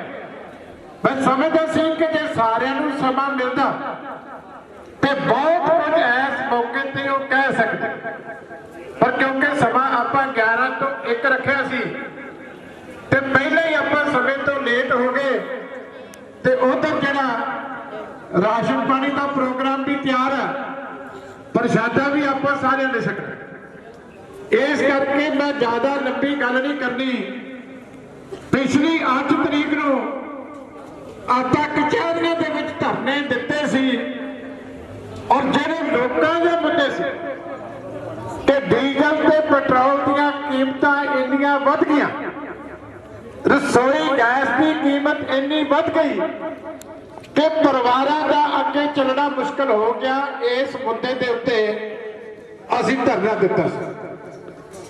उहदे नाल ही जिहड़े बिजली दे रेट इस सरकार दे आउण तो बाद आसमानां नूं छूह रहे हैं, उहदे खिलाफ भी असीं पिछली 8 तरीक नूं बहुत बड़ा धरना दिता सी। नाल जिहड़ी गुटका साहब की सौं खा के वादे कैप्टन अमरिंदर सिंह होरां ने कीते सी, उन्हां दी पूर्ति वास्ते भी असीं धरना जिहड़ा पिछले महीने 8 तरीक नूं DC दफ्तर दे विच दिता सी, जिहदे विच असीं पुछिआ सी कि कैप्टन साहब तुसीं अज अखीरला बजट पास कर रहे हो, दसो जिहड़ा 90,000 करोड़ का कर्जा माफी का वादा किसानां नाल कीता सी उहदा की बणिआ? क्योंकि वो जिहड़ा धरना उदन रखिआ सी जिस दिन पंजाब विधान सभा दे विच बजट पेश हो रहा और सरकार का अखीरला बजट सी, पर बड़ी मायूसी हुई सानू उत्थे बैठिਆਂ नूं जदों पता लग्या कि गुटका साहब की जिहड़ी सौं खाधी सी उस ते झूठी पै गई। अखीरला बजट पेश हो गया, लेकिन 90,000 करोड़ का कर्जे माफी का वादा सरकार उहदे तो मुकर गई। फिर असीं पुछिआ सी कि दलित परिवारां नूं दसो कि तुसीं 2017 तो लैके 51,000 शगन स्कीम देनी सी। असीं हिसाब पुछिआ सी, पर फिर सानू मायूसी हुई झूठा ऐलान तो उदन किया, पर यह कह दिता कि जिहड़ा ये 51,000 है 1 जुलाई 2021 तो मिलिया करे। दसो वादा की सी? मैं तुहानू पुछदा, ਜਿਹੜੀਆਂ ਬੱਚੀਆਂ 4 ਸਾਲਾਂ ਦੇ ਵਿੱਚ ਵਿਆਹੀਆਂ ਗਈਆਂ, ਹੁਣ ਉਹਦੇ ਪੈਸਿਆਂ ਤੋਂ ਤਾਂ ਫਿਰ ਗੁਟਕਾ ਸਾਹਿਬ ਦੀ ਸਹੁੰ ਖਾ ਕੇ ਮੁੱਕਰ ਗਏ। ਹੁਣ ਅੱਗੋਂ ਵੀ ਜਿਹੜਾ ਵਾਅਦਾ ਕੀਤਾ ਉਹ ਕਿਹਾ ਜੀ 1 ਜੁਲਾਈ ਤੋਂ ਬਾਅਦ ਦੇਖਾਂਗੇ। ਉਹ 1 ਜੁਲਾਈ ਆਉਣੀ ਨਹੀਂ, ਸਾਨੂੰ ਪਤਾ, ਕਿਉਂਕਿ ਉਸੇ ਦਿਨ ਹੀ ਇਹ ਵੀ ਐਲਾਨ ਕੀਤਾ ਸੀ ਸਰਕਾਰ ਨੇ ਕਿ 7ਵਾਂ ਪੇ ਕਮਿਸ਼ਨ ਵੀ ਅਸੀਂ दे रहे हैं। और होया कि 2 दिन पहला 7वां पे कमीशन 1 महीना होर अगे पा दिता, क्योंकि सरकार मुलाजमां नूं 1 पैसा होर देना नहीं चाहती। साडे बाबा जोगिंदर सिंह जी तैयार सी कि शायद अज मेरी पेंशन 2,500 लग जानी है, पर इन्हां नूं भी कोरा जवाब मिल गया। कैप्टन ने जिवें कचहरियां च तरीक पैंदी है 4 साल तो पहला नहीं दिते, ते उदन इन्हां नूं भी कहता भी 1 जुलाई नूं देखांगे भी तुहानूं 1500 दिता जा सकता है, नहीं 2,500 का तो उदन ही कोरा जवाब इन्हां नूं भी मिले। इस करके मैं वीरों कह सकदा कि सारे ही तुसीं याद हो कांग्रेस के लीडर तुहाडे कोल आउंदे आ, इन्हां नूं पुछो बजट तुहाडा अखीरला पेश हो गया ते ओ जिहड़ा वादा सी तुहाडा ओ क्यों नहीं पूरा होया? तुसीं गुटका साहब दी सहुं खा के क्यों भजे? दूजा उदन इशू सी कि किसानां दे नाल जिहड़ा धक्का हो रहा, जिहड़े 3 काले कानून पास कीते आ ਉਹਦੇ ਵੀ खिलाफ ਅਸੀਂ रोस प्रगट कीता सी। और नाल कैप्टन अमरिंदर सिंह का जिहड़ा रोल है, जिन्हें दिल्ली दे विच तां कह रहे हैं कि मैं काले कानूनां दा विरोध करदा, पर पंजाब दे विच 2017 दे विच जिहड़े 4 सौदा कीतियां होईयां APMC एक्ट दे विच, ਉਹਦਾ नहीं दसदा कि वो काले कानून नालों भी चारे सौदा मारियां ने, ਉਹਦਾ क्यों नहीं फैसला कर? उस दिन मैं वो भी इशू रेज किया सी, 2 चिट्ठियां पढ़िया सी मैं कि FCI ने किसानां नूं सबक सिखाउण वास्ते पंजाब सरकार की बड़ी भुगत दे नाल एक चिट्ठी कर दी है कि जे तुसीं कणक बेचनी है तो पैसे लैणे आ ते MSP ते खरीद तां होगी जे तुसीं जमीन दे कागज पहला जमा कराओ। सारे बुजुर्ग तुसीं उधर भी हाजिर सी, मैं वो चिट्ठियां पढ़िया सी और यह भी जिक्र किया सी कि चिट्ठियां पिछले साल लिखिया गई और साडे कैप्टन साहब ने एक गुप्त रखिया और केंद्र नूं कहा कि ऐतकी कोरोना करके नहीं कर सकते, अगले साल कर दिया। हुण पै गया ना पंगा, हुण आ गई सारियां अंदर जिहड़ियां समझौते कीते सी कांग्रेस ने ते भारतीय जनता पार्टी ने, दिल्ली की सरकार ने, सारिਆਂ ਦੇ सामने आ गए। ਹੁਣ ਰੌਲਾ ਪੈਣ ਲੱਗ ਗਿਆ ਉਸੇ चिट्ठी का ਜਿਹਦੇ ਵਿੱਚ ਲਿਖਿਆ ਹੋਇਆ ਕਿ ਪਹਿਲਾਂ ਜ਼ਮੀਨ ਦਾ ਰਿਕਾਰਡ ਦਿਓ ਤੇ ਫਿਰ ਜਾ ਕੇ ਤੁਹਾਡੀ ਪੇਮੈਂਟ ਜਿਹੜੀ ਹੈ ਉਹ MSP ਦੇ ਹਿਸਾਬ ਦੇ ਨਾਲ ਕੀਤੀ ਜਾਊ। ਮੈਂ ਕੈਪਟਨ ਸਾਹਿਬ ਨੂੰ ਪੁੱਛਦਾ ਕਿ ਤੁਸੀਂ ਜਵਾਬ ਕਿਉਂ ਨਹੀਂ ਦਿੱਤਾ ਕਿ ਜਦੋਂ ਪਿਛਲੇ ਸਾਲ ਇਹ चिट्ठी ਆਈ ਸੀ, ਤੁਸੀਂ ਕਿਸਾਨਾਂ ਨੂੰ ਤਾਂ ਖੁਸ਼ ਕਰੀ ਜਾ ਰਹੇ ਹੋ ਕਿ ਮੈਂ ਤੁਹਾਡੇ ਨਾਲ ਆ, पर अंदर खाते उन्होंने जड़ा वढ़ के जड़ियां ਉਹ ਤੁਸੀਂ ਕੇਂਦਰ ਤੇ ਹੱਥ ਫੜਾ ਰਹੇ ਚਿੱਠੀਆਂ ਦੇ ਵਿੱਚ ਲਿਖ ਰਹੇ ਹੋ ਕਿ ਅਸੀਂ ਇਸ ਗੱਲ ਦੇ ਉੱਤੇ ਤਾਂ ਸਹਿਮਤ ਹਾਂ, ਪਰ ਇਹ ਅਗਲੇ ਸਾਲ ਕਰਦੇ ਹਾਂ। ਹੁਣ ਅਗਲਾ ਸਾਲ ਆ ਗਿਆ ਤੇ ਹੁਣ ਸਾਰਿਆਂ ਦੇ ਸਿਰ ਦੇ ਉੱਤੇ ਤਲਵਾਰ ਲਟਕਦੀ ਹੈ। ਜਦੋਂ ਕੇਂਦਰ ਸਰਕਾਰ ਹੁਣ ਖਰੀਦ ਤੋਂ ਭੱਜਣਾ ਚਾਹੁੰਦੀ ਹੈ, ਅਸੀਂ ਭਾਵੇਂ ਜ਼ੋਰ ਲਾ ਕੇ ਕਹਿ ਦਿੱਤਾ ਕਿ ਕਿਸਾਨਾਂ ਦੇ ਨਾਲ ਖੜਾਂਗੇ, ਇਹਦਾ ਵਿਰੋਧ ਕਰਾਂਗੇ, ਲੇਕਿਨ ਕੇਂਦਰ ਤੇ ਪੰਜਾਬ ਦੀ ਕਾਂਗਰਸ ਸਰਕਾਰ ਨੂੰ ਪੁੱਛਣਾ ਜ਼ਰੂਰ ਬਣਦਾ ਕਿ ਤੁਸੀਂ ਚਿੱਠੀਆਂ ਬਾਹਰ ਕਿਉਂ ਨਹੀਂ ਦੱਸੀ। ਆ ਜਿਹੜਾ ਭਗਵੰਤ ਮਾਨ ਹੈ, ਇਹਨੂੰ ਵੀ ਪੁੱਛਣਾ ਬਣਦਾ, ਕਿਤੇ ਪਿੰਡਾਂ 'ਚ ਆਵੇ ਬੜੀਆਂ ਮਸਕਰੀਆਂ ਕਰਦਾ। ਜਦੋਂ 3 ਕਾਲੇ ਕਾਨੂੰਨ ਪੇਸ਼ ਹੋਏ ਸੀ, ਉਸ ਦਿਨ ਵੀ ਅਸੀਂ ਕਿਹਾ ਸੀ ਕਿ ਇਹ ਉੱਥੇ ਬੋਲਿਆ 3 ਮਿੰਟ ਤੇ 2.5 ਮਿੰਟ ਅਕਾਲੀ ਦਲ ਦੇ ਖਿਲਾਫ ਬੋਲਿਆ ਤੇ ਅੱਧਾ ਮਿੰਟ ਬਿੱਲਾਂ ਦੇ ਖਿਲਾਫ ਬੋਲਿਆ। ਚਲੋ ਉਹ ਵੀ ਕੋਈ ਗੱਲ ਨਹੀਂ, ਲੇਕਿਨ ਜਦੋਂ ਵੋਟ ਪਾਉਣ ਦਾ ਟਾਈਮ ਸੀ ਤੇ ਸਰਦਾਰ ਸੁਖਬੀਰ ਸਿੰਘ ਬਾਦਲ ਨੇ ਬੋਲ ਕੇ ਖਿਲਾਫ ਵੋਟ ਪਾਈ, ਇਹ ਨਾਲ ਹੀ ਕਾਂਗਰਸ ਵਾਲਿਆਂ ਦੇ ਬਾਹਰ ਭੱਜ ਗਏ ਸੀ ਔਰ ਬਾਅਦ ਦੇ ਵਿੱਚ ਕਹਿੰਦਾ ਕਿ ਉਸ ਦਿਨ ਤੋਂ ਵੋਟਿੰਗ ਹੋਈ ਨਹੀਂ। ਜਦੋਂ ਸਾਰਿਆਂ ਨੇ ਝੂਠਿਆ ਕੀਤਾ ਕਿ ਜੇ ਵੋਟਿੰਗ ਹੋਈ ਨਹੀਂ ਤੇ ਬਿੱਲ ਪਾਸ ਕਿੱਦਾਂ ਹੋ ਗਿਆ, ਤੇ ਫਿਰ ਇਹਨੂੰ ਉਹਦੀ ਗੱਲ ਦਾ ਜਵਾਬ ਨਹੀਂ ਆਇਆ। ਹੁਣ ਇੱਕ ਇਹਦਾ ਹੋਰ ਝੂਠ ਫੜਿਆ ਗਿਆ। ਪਾਰਲੀਮੈਂਟ ਦੀ ਸਟੈਂਡਿੰਗ ਕਮੇਟੀ ਨੇ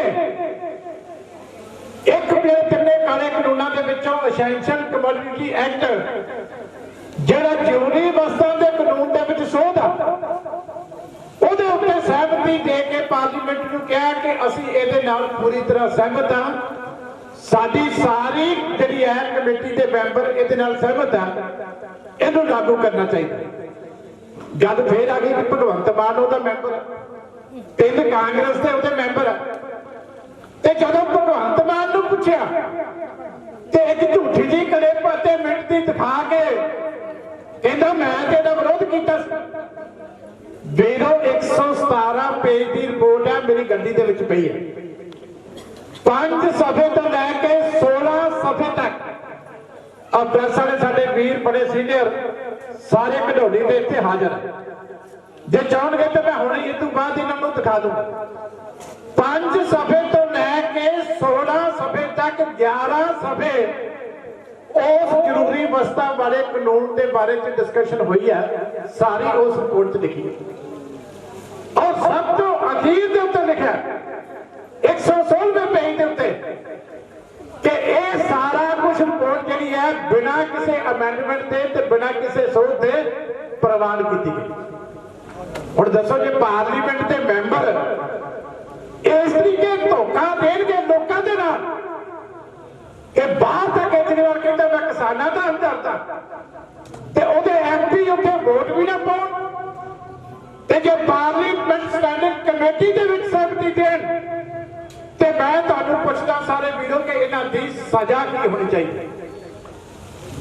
ਇਹੀ ਕੇਜਰੀਵਾਲ ਸੀ ਜਦੋਂ ਪੰਜਾਬ ਆਇਆ, SYL ਦਾ ਮੁੱਦਾ ਸੀ, ਸਾਡੇ ਪਿੰਡਾਂ ਦੇ ਵਿੱਚੋਂ ਨਹਿਰ ਨਿਕਲਦੀ ਹੈ, ਬੜਾ ਵੱਡਾ ਫੈਸਲਾ, ਇਤਿਹਾਸਕ ਫੈਸਲਾ ਸਰਦਾਰ ਪ੍ਰਕਾਸ਼ ਸਿੰਘ ਬਾਦਲ ਨੇ ਕੀਤਾ ਸੀ ਕਿ 30 ਸਾਲ ਤੋਂ ਵੱਧ ਸਮੇਂ ਬਾਅਦ ਜਦੋਂ ਸੁਪਰੀਮ ਕੋਰਟ ਨੇ ਹੁਕਮ ਕੀਤਾ ਕਿ ਨਹਿਰ ਬਣੇਗੀ, ਮੈਂ ਵੀ ਉਸ ਕੈਬਨਿਟ ਦਾ ਹਿੱਸਾ ਸੀ ਜਿਹਦੇ ਵਿੱਚ ਅਸੀਂ ਅਸੈਂਬਲੀ ਦੇ ਵਿੱਚ ਕਾਨੂੰਨ ਪਾਸ ਕਰ ਦਿੱਤਾ ਸੀ ਕਿ ਇਹ ਜ਼ਮੀਨ ਕਿਸਾਨਾਂ ਨੂੰ ਅਸੀਂ ਵਾਪਸ ਕਰ ਰਹੇ ਹਾਂ ਔਰ ਬਿਨਾਂ ਪੈਸੇ ਤੋਂ ਵਾਪਸ ਕਰ ਰਹੇ ਹਾਂ। ਸਾਡੇ ਪਿੰਡਾਂ ਦੇ ਲੋਕ ਜਾਣਦੇ ਆ ਕਿ ਉਸ ਦਿਨ ਆਪ ਅਸੀਂ ਕਰੇਨਾ ਲਾ ਕੇ ਤੇ ਨਹਿਰ ਨੂੰ ਪੂਰਨ ਵਾਸਤੇ ਤੁਹਾਡੇ ਨਾਲ ਖੜੇ ਸੀ ਕਿ ਜਿਹਦੀ ਜ਼ਮੀਨ ਹੈ ਉਹ ਆਪੋ ਆਪਣੀ ਜ਼ਮੀਨ ਵਾਲੋ, ਅੱਜ ਤੋਂ ਇਸ ਜ਼ਮੀਨ ਦੇ ਤੁਸੀਂ ਮਾਲਕ ਹੋ। ਪਰ ਦੂਜੇ ਪਾਸੇ ਯਾਦ ਕਰੋ ਇਹੀ ਕੇਜਰੀਵਾਲ ਹੈ। ਜਦੋਂ ਪੰਜਾਬ ਆਇਆ ਤੇ ਪ੍ਰੈਸ ਨੇ ਪੁੱਛਿਆ ਕਿ SYL ਦੇ ਉੱਤੇ ਕਿਹਦਾ ਪਾਣੀ ਦਾ ਹੱਕ ਹੈ, ਤੇ ਕਹਿੰਦਾ ਜੀ ਪੰਜਾਬ ਦਾ। ਜਦੋਂ ਹਰਿਆਣੇ ਗਿਆ ਤੇ ਉਹਨਾਂ ਨੇ ਪੁੱਛਿਆ ਕਿ ਤੁਸੀਂ ਦੱਸੋ ਕਿ SYL ਤੇ ਤੁਹਾਡਾ ਕੀ ਸਟੈਂਡ ਹੈ, ਕਹਿੰਦਾ ਜੀ ਹਰਿਆਣਾ ਨੂੰ ਵੀ ਪਾਣੀ ਮਿਲਣਾ ਚਾਹੀਦਾ। ਜਦੋਂ ਹੈਲੀਕਾਪਟਰ ਦਾ ਉਤਰਿਆ ਦਿੱਲੀ ਤੇ ਬਾਹਰ 에ਅਰਪੋਰਟ ਤੇ ਪ੍ਰੈਸ ਖੜੀ ਸੀ, ਉਹਨਾਂ ਨੇ ਪੁੱਛਿਆ ਕਿ ਕੇਜਰੀਵਾਲ ਸਾਹਿਬ ਤੁਹਾਡਾ ਪਾਣੀ ਤੇ ਕੀ ਸਟੈਂਡ ਹੈ, ਤੁਸੀਂ ਦਿੱਲੀ ਦੇ ਮੁੱਖ ਮੰਤਰੀ ਹੋ। ਉਹ ਕਹਿੰਦਾ ਜੀ ਦਿੱਲੀ ਤੋਂ ਪੂਰਾ ਹੱਕ ਬਣਦਾ।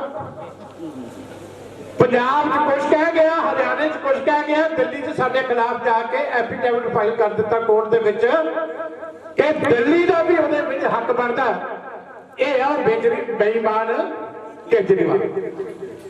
ਪੰਜਾਬ 'ਚ ਕਹਿੰਦਾ ਮੈਂ ਕਾਨੂੰਨਾਂ ਦੇ ਹੱਕ 'ਚ ਤੇ ਤਿੰਨੇ ਹੀ ਕਾਲੇ ਕਾਨੂੰਨ ਜਿਹੜੇ ਆ ਉਹ ਦਿੱਲੀ ਦੇ ਵਿੱਚ ਇਹਨੇ ਨੋਟੀਫਾਈ ਕਰਕੇ ਦਿੱਲੀ ਦੇ ਵਿੱਚ ਲਾਗੂ ਕਰ ਦਿੱਤਾ। ਟੀਵੀ ਤੇ ਜਾ ਕੇ ਵਕਾਲਤ ਕਰਦਾ ਸੀ ਕਿ ਜਦੋਂ ਪਾਰਲੀਮੈਂਟ ਕਾਨੂੰਨ ਪਾਸ ਕਰਦੀ ਹੈ ਕੋਈ ਸੂਬਾ ਰੋਕ ਨਹੀਂ ਸਕਦਾ। ਉਦੋਂ ਸ਼ਰੇਆਮ ਜਾ ਕੇ ਇੰਟਰਵਿਊ ਦਿੱਤੀਆਂ ਤੇ ਜਦੋਂ ਸਾਰੇ ਦੇਸ਼ ਦੇ ਵਿੱਚ ਕਿਸਾਨੀ ਦਾ ਅੰਦੋਲਨ ਭਖ ਗਿਆ ਤੇ ਵਿਧਾਨ ਸਭਾ ਬੁਲਾ ਕੇ ਤੇ 2 ਇਦਾਂ ਦੇ ਕਾਗਜ਼ ਲੈ ਕੇ ਉੱਥੇ ਪਾੜ ਕੇ ਕਹਿੰਦਾ ਲੋ ਜੀ ਮੈਂ ਤਿੰਨੇ ਕਾਨੂੰਨ ਰੱਦ ਕਰ ਹੁਣ ਇਸ ਤੋਂ ਵੱਡਾ ਮਦਾਰੀ ਦੱਸੋ ਕੌਣ ਹੋ? ਆ ਗੋਗੀ ਸਾਹਿਬ ਜ਼ਿਕਰ ਕਰ ਰਹੇ ਸੀ ਭਈ ਬੜਾ ਸਹਾਨ ਕਰੀ ਗਿਆ, ਕਹਿੰਦਾ ਮੇਰੇ ਕੋਲੇ ਸਟੇਡੀਅਮ ਮੰਗਦੇ ਸੀ ਕੇਂਦਰ ਵਾਲੇ ਕਿ ਇਹਨੂੰ ਜੇਲ੍ਹ ਬਣਾਉਣਾ, ਤੇ ਕਹਿੰਦਾ ਮੈਂ ਨਹੀਂ ਦਿੱਤੇ, ਮੈਂ ਸਟੈਂਡ ਲੈ ਲਿਆ। ਤੇ ਤੂੰ ਕੀਤਾ ਕੀ ਵੀ ਸੜਕ ਦੇ ਦੁਆਲੇ ਲੈਂਟਰ ਪਵਾ ਕੇ, ਕੰਧਾਂ ਬਣਾ ਕੇ, ਕਿੱਲ ਠਕਵਾ ਕੇ, ਤੇ ਉਹਨੂੰ ਜੇਲ੍ਹ ਕਿਹਨੇ ਬਣਵਾਇਆ? ਉਹ ਇਹਨੇ ਦੱਸੋ। ਇਹਨੇ ਇਹ ਨਹੀਂ ਦੱਸਣਾ ਕਿ ਜਿਹੜੀ ਦਿੱਲੀ ਦੀ ਤਿਉਹਾਰ ਜੇਲ੍ਹ ਹੈ, ਜਿੱਥੇ 26 ਜਨਵਰੀ ਨੂੰ ਜਿਹੜੇ ਨੌਜਵਾਨ ਲਾਲ ਕਿਲੇ ਗਏ ਸੀ ਉਹਨਾਂ ਨੂੰ ਬੰਦ ਕੀਤਾ ਗਿਆ, ਉਹ ਕੇਜਰੀਵਾਲ ਦੇ ਥੱਲੇ, ਉਹ ਨਹੀਂ ਇਹਨੇ ਦੱਸਣਾ।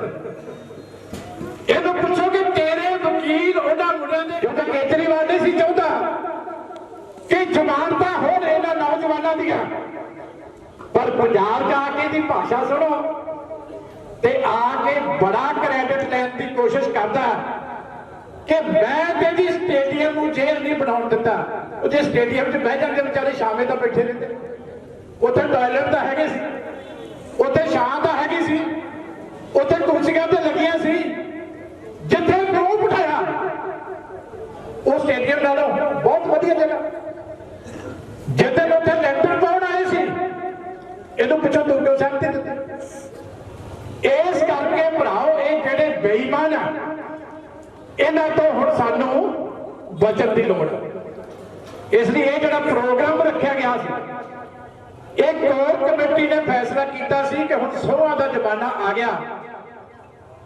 ਹਰ ਪਾਰਟੀ ਜਿਹੜੀ ਹੈ ਉਹ ਝੂਠ ਬੋਲਣ ਦੇ ਵਿੱਚ ਇੱਕ ਦੂਜੇ ਤੋਂ ਅੱਗੇ ਹੋਣ ਦੀ ਕੋਸ਼ਿਸ਼ ਕਰ ਰਹੀ ਹੈ। ਪਹਿਲਾਂ ਤੁਹਾਨੂੰ ਯਾਦ ਹੋਣਾ ਮਨਪ੍ਰੀਤ ਸਿੰਘ ਬਾਦਲ ਨੇ ਤੇ ਭਗਵੰਤ ਮਾਨ ਨੇ ਸ਼ਹੀਦੇ ਆਜਮ ਸਰਦਾਰ ਭਗਤ ਸਿੰਘ ਦੇ ਪਿੰਡ ਜਾ ਕੇ ਜਦੋਂ ਪੀਪੀਪੀ ਪਾਰਟੀ ਬਣੀ ਸੀ, ਇਹਨਾਂ ਨੇ ਉਹਦੇ ਪਿੰਡੋਂ ਮਿੱਟੀ ਲੈ ਕੇ ਉਹਦੀ ਸਹੁੰ ਖਾਧੀ ਸੀ। 15-20 ਹਜ਼ਾਰ ਬੰਦਾ ਗਿਆ ਭਗਤ ਸਿੰਘ ਦੇ ਪਿੰਡ, ਉੱਥੇ ਜਾ ਕੇ ਅਰਦਾਸਾਂ ਕੀਤੀਆਂ, ਮਿੱਟੀ ਚੁੱਕੀ ਤੇ 6 ਮਹੀਨੇ ਦੇ ਸਾਰੇ ਸਹੁੰ ਤੋੜ ਕੇ ਕੋਈ ਕਾਂਗਰਸ 'ਚ ਜਾ ਵੜਿਆ, ਕੋਈ ਆਮ ਆਦਮੀ ਪਾਰਟੀ 'ਚ ਜਾ ਵੜਿਆ, ਕੋਈ ਹੋਰ ਪਾਰਟੀ 'ਚ ਜਾ ਵੜਿਆ। ਮੈਂ ਪਿੱਛੇ ਸ਼ਹੀਦ ਭਗਤ ਸਿੰਘ ਦੇ ਪਿੰਡ ਗਿਆ ਤੇ ਉੱਥੇ ਦਾ ਸਰਪੰਚ ਸਾਡਾ ਪੁਰਾਣਾ ਵਾਕਫਦਾਰ ਮੈਨੂੰ ਕਹਿੰਦਾ ਵੀ ਇੱਥੇ 20-25 ਹਜ਼ਾਰ ਬੰਦੇ ਲੈ ਕੇ ਆਏ ਸੀ ਤੇ ਸਾਡੀ ਨੇ ਕਹਿੰਦਾ ਮਿੱਟੀ ਇੰਨੀ ਚੁੱਕ ਕੇ ਲੈ ਗਏ, ਭਗਤ ਸਿੰਘ ਦੇ ਪਿੰਡ ਦੀ ਟੋਏ ਪੈ ਗਏ। ਤੇ ਇਹਨਾਂ ਨੇ ਕਹਿੰਦਾ 6 ਮਹੀਨੇ ਵੀ ਨਹੀਂ ਕੱਢੇ ਤੇ ਸਾਰੇ ਪਾਰਟੀਆਂ ਬਦਲ ਕੇ ਦੂਜੇ ਪਾਸੇ ਜਾ ਵੜੇ। ਉਸ ਤੋਂ ਬਾਅਦ ਦਿੱਲੀ ਦੇ ਵਿੱਚ ਜਦੋਂ ਕੇਜਰੀਵਾਲ ਖੜਾ ਹੋਇਆ, ਉਦੋਂ ਲੋਕਾਂ ਨੇ ਇਹਨੂੰ ਪੁੱਛਿਆ ਵੀ ਅਸੀਂ ਤੈਨੂੰ ਵੋਟਾਂ ਤਾਂ ਪਾ ਦਿਆਂਗੇ, ਪਰ ਇਹ ਸਾਡੇ ਨਾਲ ਵਾਅਦਾ ਕਰ ਕਿ ਤੂੰ ਕਾਂਗਰਸ ਨਾਲ ਤੇ ਬੀਜੇਪੀ ਦੇ ਨਾਲ ਸਮਝੌਤਾ ਨਹੀਂ ਕਰੇਗਾ ਜੇ ਤੇਰੇ ਐਮਐਲਏ ਪੂਰੇ ਨਾ ਹੋਏ।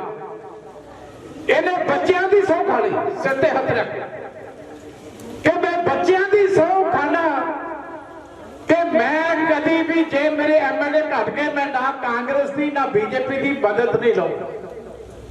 ਐਮਐਲਏ ਘਟ ਗਏ ਤੇ ਇਹਨੇ ਮਿੰਟ ਨਹੀਂ ਲਾਇਆ, ਜਾ ਕੇ ਕਾਂਗਰਸ ਦੀ ਮਦਦ ਦੇ ਨਾਲ ਸਹੁੰ ਚੁੱਕ ਲਈ, ਬੱਚਿਆਂ ਦੀ ਸਹੁੰ ਤੋੜ ਗਿਆ। अब भगवंत मान के हल्के दे विच पिछे रौला पै गया भी इहदी शराब तो लोग बहुत दुखी आ। पार्लीमेंट में तुसीं देखिया होना एमपी नूं सुगन लग पैंदे भी साडे कोल ना बैठे सानूं मुश्क आउंदी है। एक बारी दमदमा साहब गया सी उत्थे भी रौला पै गया तख्त साहब ते कि शराब पी के आ गया। एक बारी कोटकपुरे एक भोग ते गुरु ग्रंथ साहब की हाजरी च चला गया सी उत्थे भी रौला पै गया। हल्के वाले ने कहा कि पहला सौ चुक साडी बिजती होंदी है जब लोग कहते कि तुहाडा एमपी प्रेस क्लब दे विच भी शराबी होया फिरदा ते ये अपनी मां नूं नाल लै गया स्टेज ते ओहदे सिर ते हत्थ रख के कहंदा मैं मां दी सौं खाना कि मैं अज तो बाद शराब नहीं पीऊंगा। ते हुण किन्ना कुछ सूफी रहिंदा तुसीं सारे जानदे आ। साडे कैप्टन साहब ने लोकां दा यकीन दिवाउण वास्ते गुटका साहब दी सौं चुक लई। हुण शहीद भगत सिंह दे पिंड ते मिट्टी दी सौं भी हो गई, बच्चों की सौं भी हो गई, मां की सौं भी हो गई, गुटका साहब की सौं भी हो गई। हुण मैनूं तो यह नहीं समझ लगती जिहड़ा नवां प्रशांत किशोर आया भी हुण नवीं सौं किहदी चुकाऊगी। मैनूं तो लगता है कि तुहाडी भी सौं इन्हां चुक लैणी क्योंकि हुण होर तां कोई बचिआ नहीं। ये तुसीं बच के रहो हुणे ना होए तुहाडे इकट्ठे करके पंजाब दे लोग ते हुण जनता दी सौं खाण लग जाण भी जे होवे भी कुछ ते जनता नूं हुंदा रहे साडा कुछ ना बिगड़े। ਇਸ ਕਰਕੇ ਹੁਣ ਜਿਹੜੀ ਝੂਠ ਦੀ ਰਾਜਨੀਤੀ ਹੈ ਇਹਨੂੰ ਐਕਸਪੋਜ਼ ਕਰਨ ਦੀ ਬਹੁਤ ਵੱਡੀ ਜਿਹੜੀ ਹੈ ਉਹ ਸਾਨੂੰ ਲੋੜ। ਹੁਣ ਸਾਰੀਆਂ ਪਾਰਟੀਆਂ ਨੇ ਤੁਹਾਡੇ ਕੋਲ ਆਉਣਾ। ਹੁਣ ਨੌਜਵਾਨ ਵੀ ਬੈਠੇ ਆ, ਨੌਕਰੀਆਂ ਦੀ ਗੱਲ ਮੇਰੇ ਤੋਂ ਪਹਿਲਾਂ ਹੋਈ ਹੈ। ਬੜਾ ਵੱਡਾ ਝਾਂਸਾ ਦਿੱਤਾ ਸੀ ਗੁਟਕਾ ਸਾਹਿਬ ਦੀ ਸਹੁੰ ਖਾ ਕੇ ਕਿ ਹਰ ਘਰ ਦੇ ਵਿੱਚ ਨੌਕਰੀ ਦਿਆਂਗੇ। ਆ ਜਿਹੜੇ ਸੁਵਿਧਾ ਕੇਂਦਰ ਖੋਲੇ ਸੀ ਤੁਹਾਡੇ ਪਿੰਡਾਂ 'ਚ, ਮੈਂ ਪੁੱਛਣਾ ਚਾਹੁੰਦਾ ਕਿ ਬੰਦ ਕਿਹਨੇ ਕੀਤੇ? ਉੱਥੇ ਲੱਗੇ ਸੀ ਨਾ ਨੌਜਵਾਨ, ਉੱਥੇ ਕੰਪਿਊਟਰ ਵੀ ਲੱਗੇ ਸੀ, ਉੱਥੇ ਪੂਰਾ ਸਟਾਫ ਵੀ ਲੱਗਿਆ ਸੀ ਤੇ ਲੋਕਾਂ ਨੂੰ ਕਿੰਨੀ ਵੱਡੀ ਸਹੂਲਤ ਸੀ। ਤੇ ਇਹ ਬੰਦ ਕਿਹਨੇ ਕੀਤੇ? ਕੈਪਟਨ ਅਮਰਿੰਦਰ ਸਿੰਘ ਨੇ। ਆ ਹਾਂਡਾ ਜੀ ਸਾਡੇ ਹੁਣੇ ਜ਼ਿਕਰ ਕਰਕੇ ਥਰਮਲ ਪਲਾਂਟ ਦਾ, ਜਿੱਥੋਂ ਦਾ ਵਿੱਤ ਮੰਤਰੀ ਸੀਗਾ ਉਹਨੇ ਉਦੋਂ ਕਿਹਾ ਸੀ ਕਿ ਇਹਨਾਂ ਚਿਮਨੀਆਂ ਦੇ ਵਿੱਚੋਂ ਧੂਆਂ, ਮੈਂ ਵਿੱਤ ਮੰਤਰੀ ਬਣ ਗਿਆ ਤੇ ਇਹਨਾਂ ਚਿਮਨੀਆਂ ਦੇ ਵਿੱਚੋਂ ਧੂਆਂ ਕਦੀ ਬੰਦ ਨਹੀਂ ਹੁੰਦਾ। ਹਾਂਡਾ ਸਾਹਿਬ ਨੂੰ ਯਾਦ ਹੋਣਾ। ਤੇ ਅੱਜ ਪੁੱਛੋ ਵੀ ਉਹਨਾਂ ਚਿਮਨੀਆਂ ਦੇ ਵਿੱਚ ਧੂਆਂ ਬੰਦ ਕਿਹਨੇ ਕੀਤਾ? ਅੱਜ 1200 ਏਕੜ ਜਗ੍ਹਾ ਜਿਹੜੀ ਬੜੀ ਮਹਿੰਗੇ ਭਾਅ ਦੀ ਅੱਜ ਜਗ੍ਹਾ, ਉਹਨੂੰ ਵੇਚਣ ਵਾਸਤੇ ਸਰਕਾਰ ਬੇਈਮਾਨ ਹੋਈ ਖੜੀ ਹੈ ਔਰ ਉੱਥੇ ਹਜ਼ਾਰਾਂ ਜਿਹੜੇ ਮੁਲਾਜ਼ਮ ਹੈ ਉਹ ਕੱਢ ਕੇ ਉਹ ਥਰਮਲ ਪਲਾਂਟ ਬੰਦ ਕੀਤਾ। ਔਰ ਹਾਂਡਾ ਸਾਹਿਬ ਨੇ ਤੁਹਾਨੂੰ ਦੱਸ ਦਿੱਤਾ ਘਨੌੜੀ ਵਾਲਿਆਂ ਨੂੰ ਕਿ 2022 ਨੂੰ ਤੁਹਾਡਾ ਵੀ ਜਿਹੜਾ ਥਰਮਲ ਪਲਾਂਟ ਹੈ ਇਹਦੇ ਵੀ ਬੰਦ ਹੋਣ ਦੇ ਆਰਡਰ ਜਿਹੜੇ ਹੋ ਗਏ। ਕੱਲੇ ਥਰਮਲ ਪਲਾਂਟ ਨਹੀਂ ਬੰਦ ਹੋ ਰਹੇ, ਮੱਕੜ ਸਾਹਿਬ ਬੈਠੇ ਆ। ਸਾਡੇ ਜ਼ਿਲ੍ਹੇ ਦੇ ਵਿੱਚ ਜੇ ਸਭ ਤੋਂ ਵਧੀਆ ਕੋਈ ਇੱਕ ਸਕੂਲ ਹੈ, ਜਿਹਦੀ ਸਭ ਤੋਂ ਵਧੀਆ ਇਮਾਰਤ ਹੈ, ਜਿਹਦੇ 'ਚ 233 ਬੱਚੇ ਪੜ੍ਹਦੇ ਆ, 13 ਅਧਿਆਪਕ ਆ ਔਰ ਹਰ ਸਾਲ ਕੋਈ ਨਾ ਕੋਈ ਬੱਚਾ ਜਿਹੜਾ ਉਹ ਮੈਰਿਟ ਦੇ ਵਿੱਚ ਆਉਂਦਾ। ਬਹੁਤ ਵੱਡੀਆਂ ਗਰਾਊਂਡਾਂ ਨੇ, ਬਹੁਤ ਵੱਡੀ ਬਿਲਡਿੰਗ ਹੈ। ਰੋਪੜ ਦੇ ਵਿੱਚ ਥਰਮਲ ਕਲੋਨੀ ਦੇ ਵਿੱਚ ਜਿਹੜਾ ਸਕੂਲ ਆ ਉਹਨੂੰ ਬੰਦ ਕਰਨ ਦੇ ਆਰਡਰ ਜਿਹੜੇ ਆ ਕੈਪਟਨ ਅਮਰਿੰਦਰ ਸਿੰਘ ਦੀ ਸਰਕਾਰ ਦੇ ਆ ਚੁੱਕੇ। ਉੱਥੇ ਜਿਹੜੀ ਕਲੋਨੀ ਇੰਨੀ ਮਹਿੰਗੀ ਬਣਾਈ ਸੀ ਉਹਨੂੰ ਤਬਾਹ ਕਰਨ ਦੇ ਆਰਡਰ ਜਿਹੜੇ ਆ ਉਹ ਇਸ ਸਰਕਾਰ ਦੇ ਆ ਚੁੱਕੇ ਆ।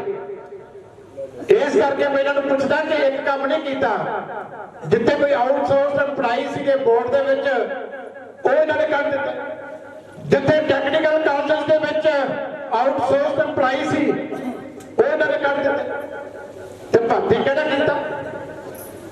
ਇਸ ਲਈ ਹੁਣ ਜਦੋਂ ਇਲੈਕਸ਼ਨ ਆਉਂਦੀ ਹੈ ਵੀਰੋ, ਉਦੋਂ ਬੜਾ ਕੋਈ ਸਮਝ ਵਕਤ ਦਿਖਾਉਣ ਵਾਸਤੇ ਇਹ ਫੇਰ ਆਉਂਦਾ। ਹੁਣ ਸਾਡੇ ਵਾਲਾ ਵੀ ਫਿਰ ਜਾ ਕੇ ਕਾਂਗਰਸ ਦੇ ਵਿੱਚ 4 ਸਾਲ ਐਸ਼ ਕਰਕੇ ਤੇ ਇੱਥੇ ਵਾਲਾ ਵੀ ਐਮਐਲਏ ਇਹਨਾਂ ਦਾ ਫੇਰ ਆਮ ਆਦਮੀ ਪਾਰਟੀ ਵਿੱਚ ਚਲਾ ਗਿਆ। ਇਸ ਲਈ ਹੁਣ ਜਨਤਾ ਨੂੰ ਸਾਨੂੰ ਜਾਗਰੂਕ ਹੋਣਾ ਪੈਣਾ। ਹੁਣ ਨਵੇਂ ਝੂਠ ਬੋਲੇ ਜਾਣਗੇ, ਹੁਣ ਨਵੀਆਂ ਕਿਸਮਾਂ ਜਿਹੜੀਆਂ ਉਹ ਖਾਧੀਆਂ ਜਾਣਗੀਆਂ। ਪਰ ਆਪਾਂ ਜੋ ਕੋਈ ਸਾਡੇ ਨਾਲ ਪਿੱਛੇ ਵਿਸ਼ਵਾਸਘਾਤ ਹੋਇਆ ਇਹਨੂੰ ਹੁਣ ਜਨਤਾ ਦੀ ਕਚਹਿਰੀ ਦੇ ਵਿੱਚ ਘਰੋਂ ਘਰੀ ਜਾ ਕੇ ਡਿਸਕਸ ਕਰਨ ਦੀ ਸਾਨੂੰ ਬਹੁਤ ਵੱਡੀ ਲੋੜ ਹੈ।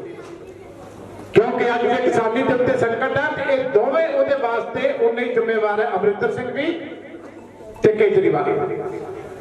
ਅਦਰਵਾਈਜ਼ ਕੇਂਦਰ ਸਰਕਾਰ ਦੀ ਇੰਨੀ ਹਿੰਮਤ ਨਹੀਂ ਪੈਂਦੀ। ਇਹ ਆਪ ਵੀ captain Amarinder Singh ji high power committee ਦੇ ਮੈਂਬਰ ਸੀ ਜਦੋਂ ਇਹ ਕਾਨੂੰਨ ਬਣੇ ਸੀ। ਇਸ ਕਰਕੇ ਜਦੋਂ ਬੰਦਾ ਕਾਣਾ ਹੋਵੇ ਉਦੋਂ ਫਿਰ ਸਟੈਂਡ ਨਹੀਂ ਲੈ ਸਕਦਾ। ਜੇ ਅਸੀਂ ਅੰਦਰੋਂ ਸੱਚੇ ਸੀ ਕਿ ਜਿੱਦਣ ਪਹਿਲੇ ਦਿਨ ਕੈਬਨਿਟ 'ਚ ਪੇਸ਼ ਹੋਇਆ ਸੀ ਉਹਦਾ ਵਿਰੋਧ ਬੀਬਾ ਜੀ ਨੇ ਕੀਤਾ ਸੀ ਤੇ ਜਿਸ ਦਿਨ ਬੀਬਾ ਹਰਸਿਮਰਤ ਕੌਰ ਬਾਦਲ ਪਾਰਲੀਮੈਂਟ ਵਿੱਚ ਬੋਲੀ ਹੈ 12 ਮਿੰਟ, ਤੁਸੀਂ ਸਾਰਿਆਂ ਨੇ ਸਪੀਚ ਸੁਣੀ ਆ। ਉਹਨਾਂ ਨੇ ਪੂਰੀ ਸਰਕਾਰ ਨੂੰ ਕਿਹਾ ਸੀ ਕਿ ਸਾਰੇ ਤੁਸੀਂ ਮੰਤਰੀ ਬੈਠੇ ਹੋ, ਤੁਸੀਂ ਦੱਸੋ ਕਿ ਜਿੱਦਣ ਤੁਸੀਂ ਬਿੱਲ ਪਾਸ ਕੀਤਾ ਕੈਬਨਿਟ ਦੇ ਵਿੱਚ ਮੈਂ ਉੱਥੇ ਖੜ ਕੇ ਇਹਦਾ ਵਿਰੋਧ ਕੀਤਾ ਕਿ ਨਹੀਂ ਕੀਤਾ? ਇੱਕ ਵੀ ਪਾਰਲੀਮੈਂਟ ਦਾ ਮੈਂਬਰ ਬੋਲ ਸਕਿਆ? ਜੇ ਗੱਲ ਝੂਠੀ ਹੁੰਦੀ ਤੇ ਉੱਥੇ ਮਿਨਿਸਟਰ ਖੜਾ ਹੁੰਦਾ, ਉੱਥੇ ਪ੍ਰਾਈਮ ਮਿਨਿਸਟਰ ਸਾਹਿਬ ਖੜੇ ਹੁੰਦੇ ਕਿ ਤੁਸੀਂ ਨਹੀਂ ਕਿਹਾ। ਅੱਜ ਉਹ ਵੀਡੀਓ ਸੁਣੋ, ਸਾਰਿਆਂ ਦੀ ਹਾਜ਼ਰੀ ਦੇ ਵਿੱਚ ਬੀਬਾ ਜੀ ਨੇ ਚੈਲੰਜ ਕਰਕੇ ਕਿਹਾ ਸੀ ਕਿਉਂਕਿ ਉਹ ਸੱਚ ਸੀ।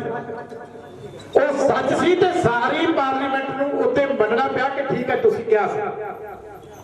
ਇਸ ਲਈ ਭਗਵੰਤ ਮਾਨ ਜੀ ਇਹ ਜਿਹੜੀ ਰਿਪੋਰਟ ਆ ਮੈਂ ਤੁਹਾਨੂੰ ਚੈਲੰਜ ਕਰਦਾ, ਜਿਹੜਾ ਤੁਸੀਂ ਕਹਿੰਦੇ ਹੋ ਕਿ ਮੈਂ ਵਿਰੋਧ ਕੀਤਾ ਸੀ, ਇਹ 11 ਸਫ਼ੇ ਜਿਹੜੇ ਆ ਇਤਿਹਾਸ ਦਾ ਹਿੱਸਾ ਬਣ ਗਏ ਕਿ ਜਦੋਂ ਕਾਲਾ ਕਾਨੂੰਨ ਸਟੈਂਡਿੰਗ ਕਮੇਟੀ ਪਾਰਲੀਮੈਂਟ ਦੀ ਨੇ ਸਪੋਰਟ ਕੀਤਾ ਸੀ ਭਗਵੰਤ ਮਾਨ ਨੇ TNDA ਲੈ ਕੇ ਉਸ ਕਮੇਟੀ ਦੇ ਵਿੱਚ ਬਹਿ ਕੇ ਪੰਜਾਬ ਦੀ ਦੇਸ਼ ਦੀ ਕਿਸਾਨੀ ਦੇ ਨਾਲ ਧੋਖਾ ਕੀਤਾ।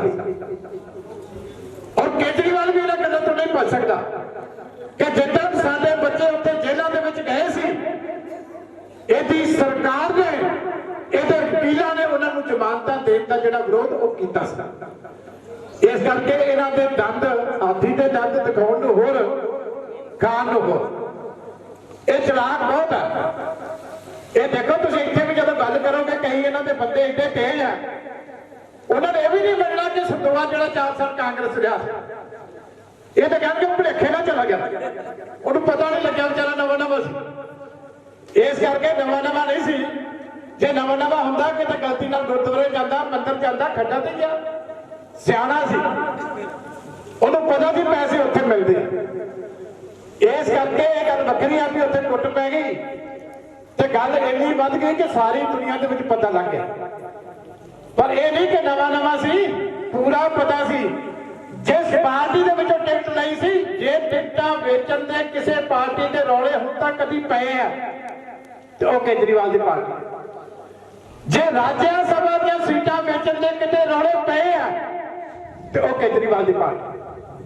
2 ਵਪਾਰੀ ਰਾਜ ਸਭਾ ਦੀਆਂ ਸੀਟਾਂ ਵਿਕੀਆਂ, ਸਾਰੇ ਦੇਸ਼ ਦੇ ਵਿੱਚ ਗੱਲ ਉੱਠੀ, ਕੇਜਰੀਵਾਲ ਬੋਲਿਆ, ਚੁੱਪ ਕਰਕੇ ਹੱਸੀ ਗਿਆ, ਕਿਉਂਕਿ ਸਾਰਿਆਂ ਨੂੰ ਪਤਾ ਸੀ ਕਿ ਉਹ ਕਾਂਗਰਸ ਤੋਂ ਆ ਕੇ ਰਾਜ ਸਭਾ ਦੀਆਂ ਸੀਟਾਂ ਲੈ ਗਏ।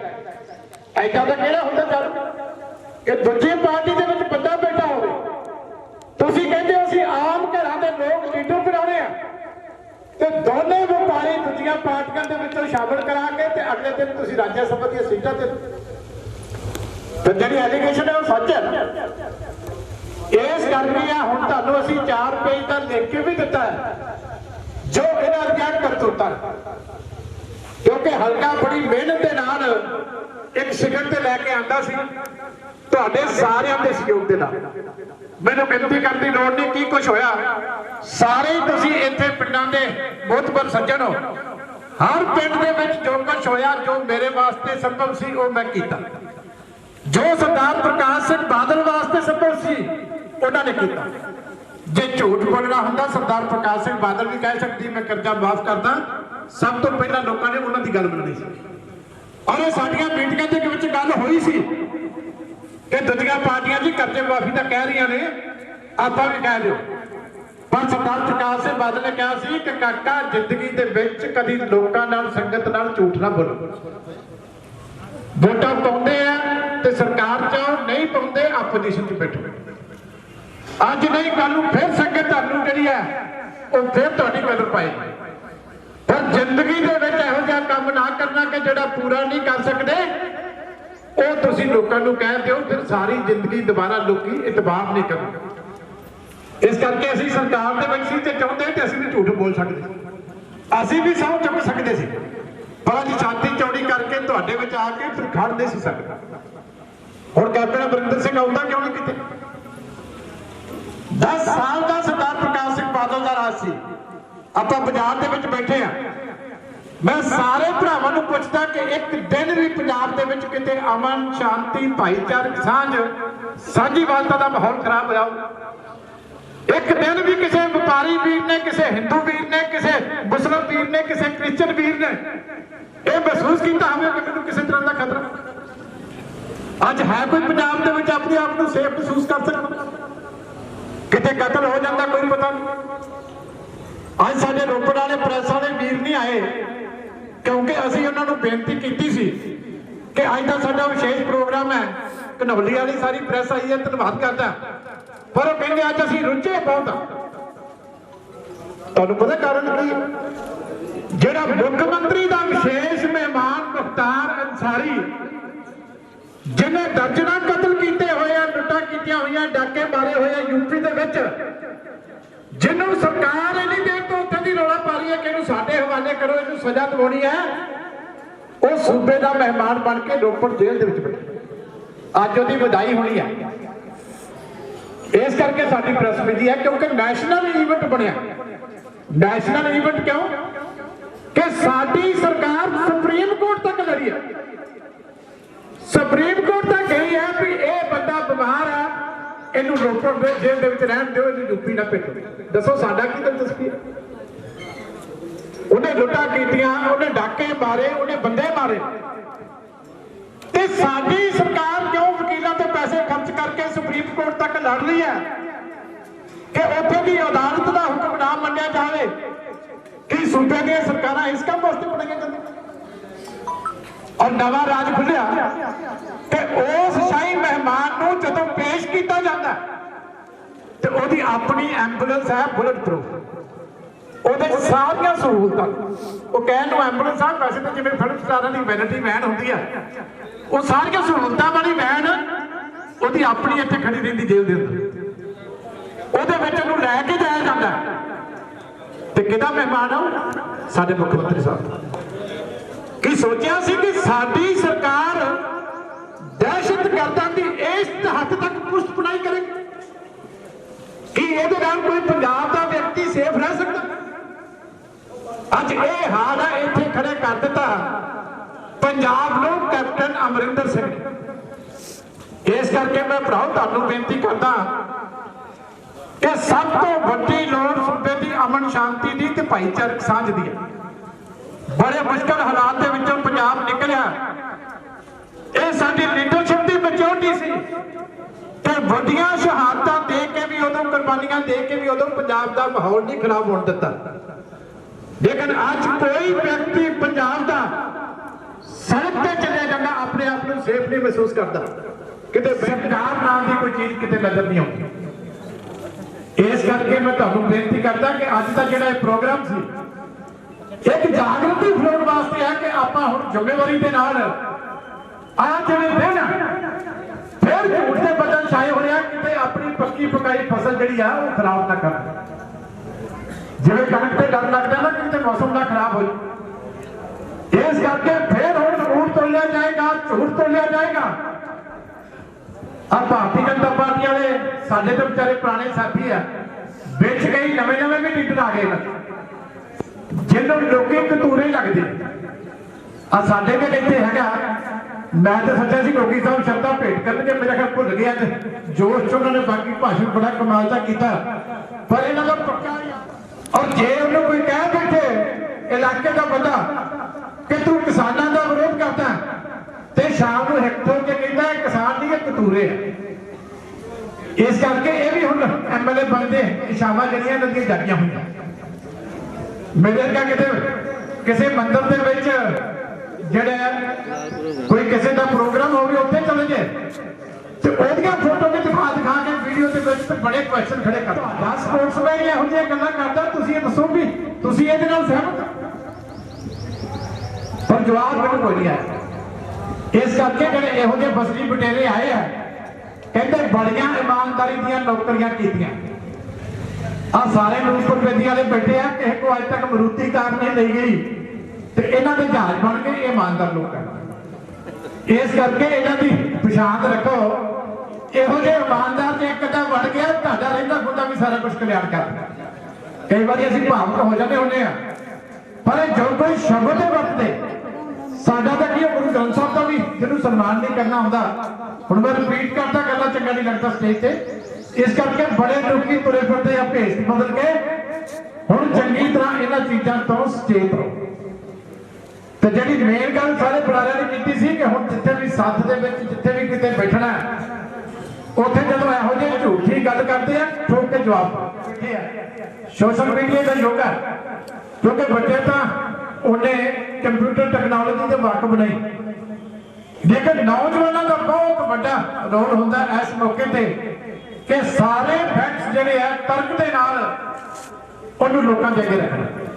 ਨਹੀਂ ਤਾਂ ਕੇਜਰੀਵਾਲ ਨੇ ਝੂਠ ਬੋਲਣ ਵਾਸਤੇ ਉੱਥੇ 2-2.5 ਬੰਦਾ ਦਿੱਲੀ ਬਿਠਾਇਆ ਹੁੰਦਾ ਤਨਖਾਹਾਂ ਤੇ, ਉਹ ਸਾਰਾ ਦਿਨ ਝੂਠ ਬੋਲੀ ਜਾਂਦੇ। ਇਹ ਜੀ ਦਿੱਲੀ 'ਚ ਇਹ ਕਰ ਦਿੱਤਾ, ਦਿੱਲੀ 'ਚ ਉਹ ਕਰ ਦਿੱਤਾ, ਇਹਨੇ ਕੱਖ ਨਹੀਂ ਦਿੱਲੀ 'ਚ। ਦਿੱਲੀ ਦੇਸ਼ ਦੀ ਰਾਜਧਾਨੀ ਹੈ ਜਦੋਂ ਦਾ ਦੇਸ਼ ਆਜ਼ਾਦ ਹੋਇਆ। ਉਸ ਤੋਂ ਪਹਿਲਾਂ ਵੀ ਸੱਤਾ ਦਾ ਕੇਂਦਰ ਸੀ। ਉੱਥੇ ਅੱਜ ਤੋਂ 70 ਸਾਲ ਪਹਿਲਾਂ ਵੀ 에ਅਰਪੋਰਟ ਬਣ ਗਏ ਸੀ। ਉੱਥੇ 70 ਸਾਲ ਪਹਿਲਾਂ ਵੀ ਰੇਲਵੇ ਸਟੇਸ਼ਨ ਬਣ ਗਏ ਸੀ।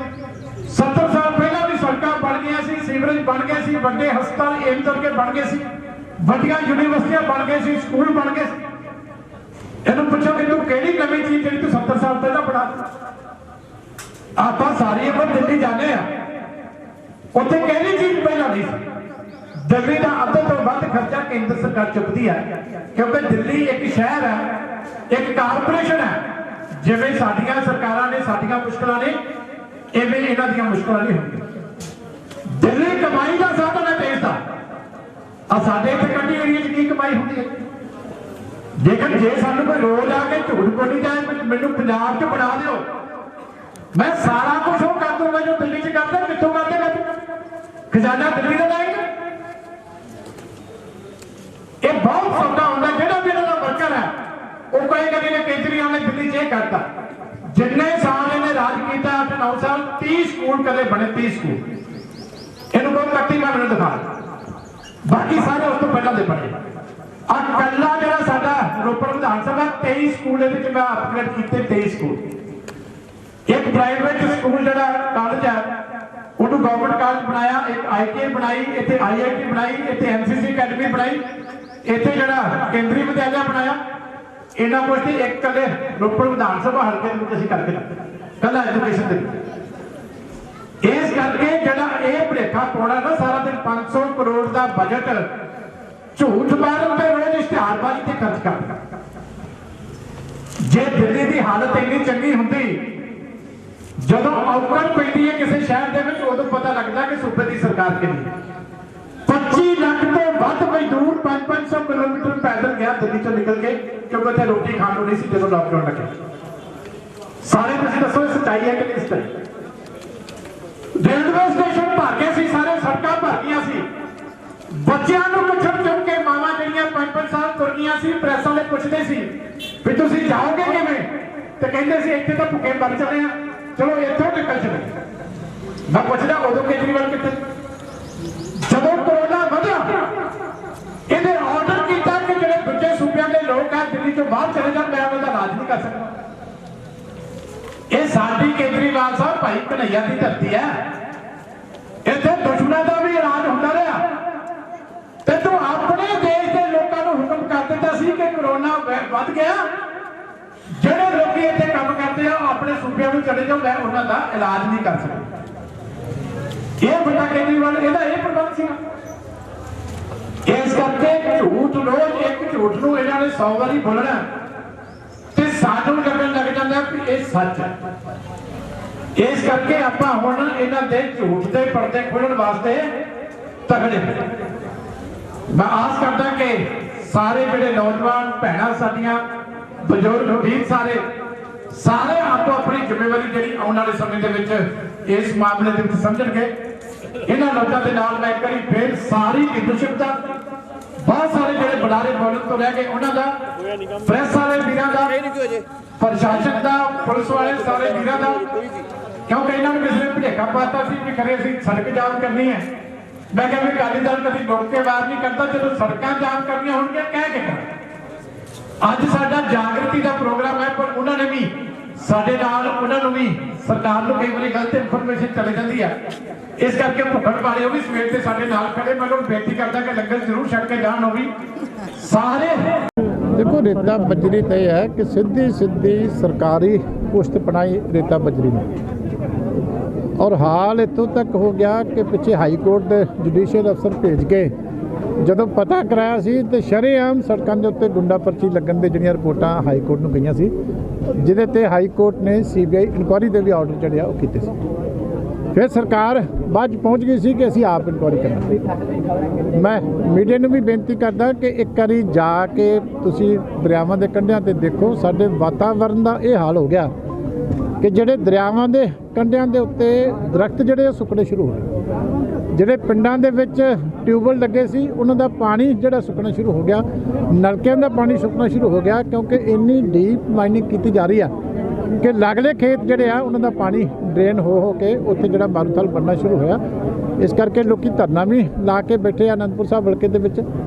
ਰੋਜ਼ ਆਵਾਜ਼ ਲੋਕੀ ਉਠਾਉਂਦੇ ਆ, ਲੇਕਿਨ ਸਰਕਾਰ ਦੀ ਸਿੱਧੀ ਪੁਸ਼ਤਪਨਾਹੀ ਹੋਣ ਕਰਕੇ ਹਾਲੇ ਤੱਕ ਇਹਦੇ ਤੇ ਕਾਬੂ ਨਹੀਂ ਪੈ ਸਕਿਆ। ਇਸ ਕਰਕੇ ਜੇ ਇਹਦੀ ਜੁਡੀਸ਼ੀਅਲ ਜਾਂਚ ਕੰਪਲੀਟ ਹੁੰਦੀ ਤੇ ਮੈਂ ਸਮਝਦਾ ਬਹੁਤ ਕੁਝ ਇਹਦੇ 'ਚ ਹੋਰ ਸਾਹਮਣੇ ਆ ਸਕਦਾ। ਸਰਹੱਦ ਦੇ ਧਰਨੇ ਦੇ ਬਾਰੇ ਜਿਹੜੇ ਠੇਕੇਦਾਰ ਹੈਗੇ ਆ ਤੇ ਇਹ ਰੋਜ਼ ਪਰ ਕੇਸ ਦੇ ਹਿਸਾਬ ਨਾਲ ਪੈਸੇ ਇਕੱਠੇ ਕਰਦੇ ਆ ਤੇ ਉਹਦੇ ਬਾਰੇ ਦੇਖੋ ਮੈਂ ਤਾਂ ਕਹਿੰਦਾ ਵੀ ਇਹ ਸੱਚਾਈ ਹੈ, ਅਸੀਂ ਤਾਂ ਰੋਜ਼ ਸੁਣਦੇ ਹਾਂ, ਤੁਸੀਂ ਵੀ ਸੁਣਦੇ ਹੋ, ਪਰ ਅੱਗੋਂ ਸੁਣਨ ਵਾਲਾ ਕੋਈ ਨਹੀਂ ਕਿਉਂਕਿ ਆਮਦਨ ਸਿੱਧੀ ਸਰਕਾਰ ਨੂੰ ਜਾ ਰਹੀ ਹੈ। ਜਿਹੜੇ ਸਾਡੇ ਰੈਵਨਿਊ ਦੇ ਸੋਰਸਸ ਸੀ, ਜੇ ਸ਼ਰਾਬ ਦੇ ਸਾਧਨ ਹੈ ਤਾਂ ਸ਼ਰਾਬ ਕੈਬਨਿਟ ਦੇ ਵਿੱਚ ਵੀ ਰੌਲਾ ਪੈ ਗਿਆ, ਚੀਫ ਸੈਕਟਰੀ ਨੇ ਕਹਿਤਾ ਕਿ 5600 ਕਰੋੜ ਦਾ ਰੈਵਨਿਊ ਲਾਸ ਹੋਇਆ ਕਿਉਂਕਿ ਜਿਹੜੀ ਕਰਫਿਊ ਦੇ ਦੌਰਾਨ ਡਿਸਟਿਲਰੀਆਂ ਤੋਂ ਸਿੱਧੀ ਸ਼ਰਾਬ ਘਰਾਂ ਦੇ ਵਿੱਚ ਪਹੁੰਚ ਰਹੀ, ਸਰਕਾਰੀ ਖਜ਼ਾਨੇ ਦੇ ਵਿੱਚ ਇੱਕ ਪੈਸਾ ਜਮ੍ਹਾਂ ਨਹੀਂ ਹੁੰਦਾ ਰਿਹਾ, ਲੇਕਿਨ ਕੋਈ ਪੁੱਛਣ ਵਾਲਾ ਨਹੀਂ।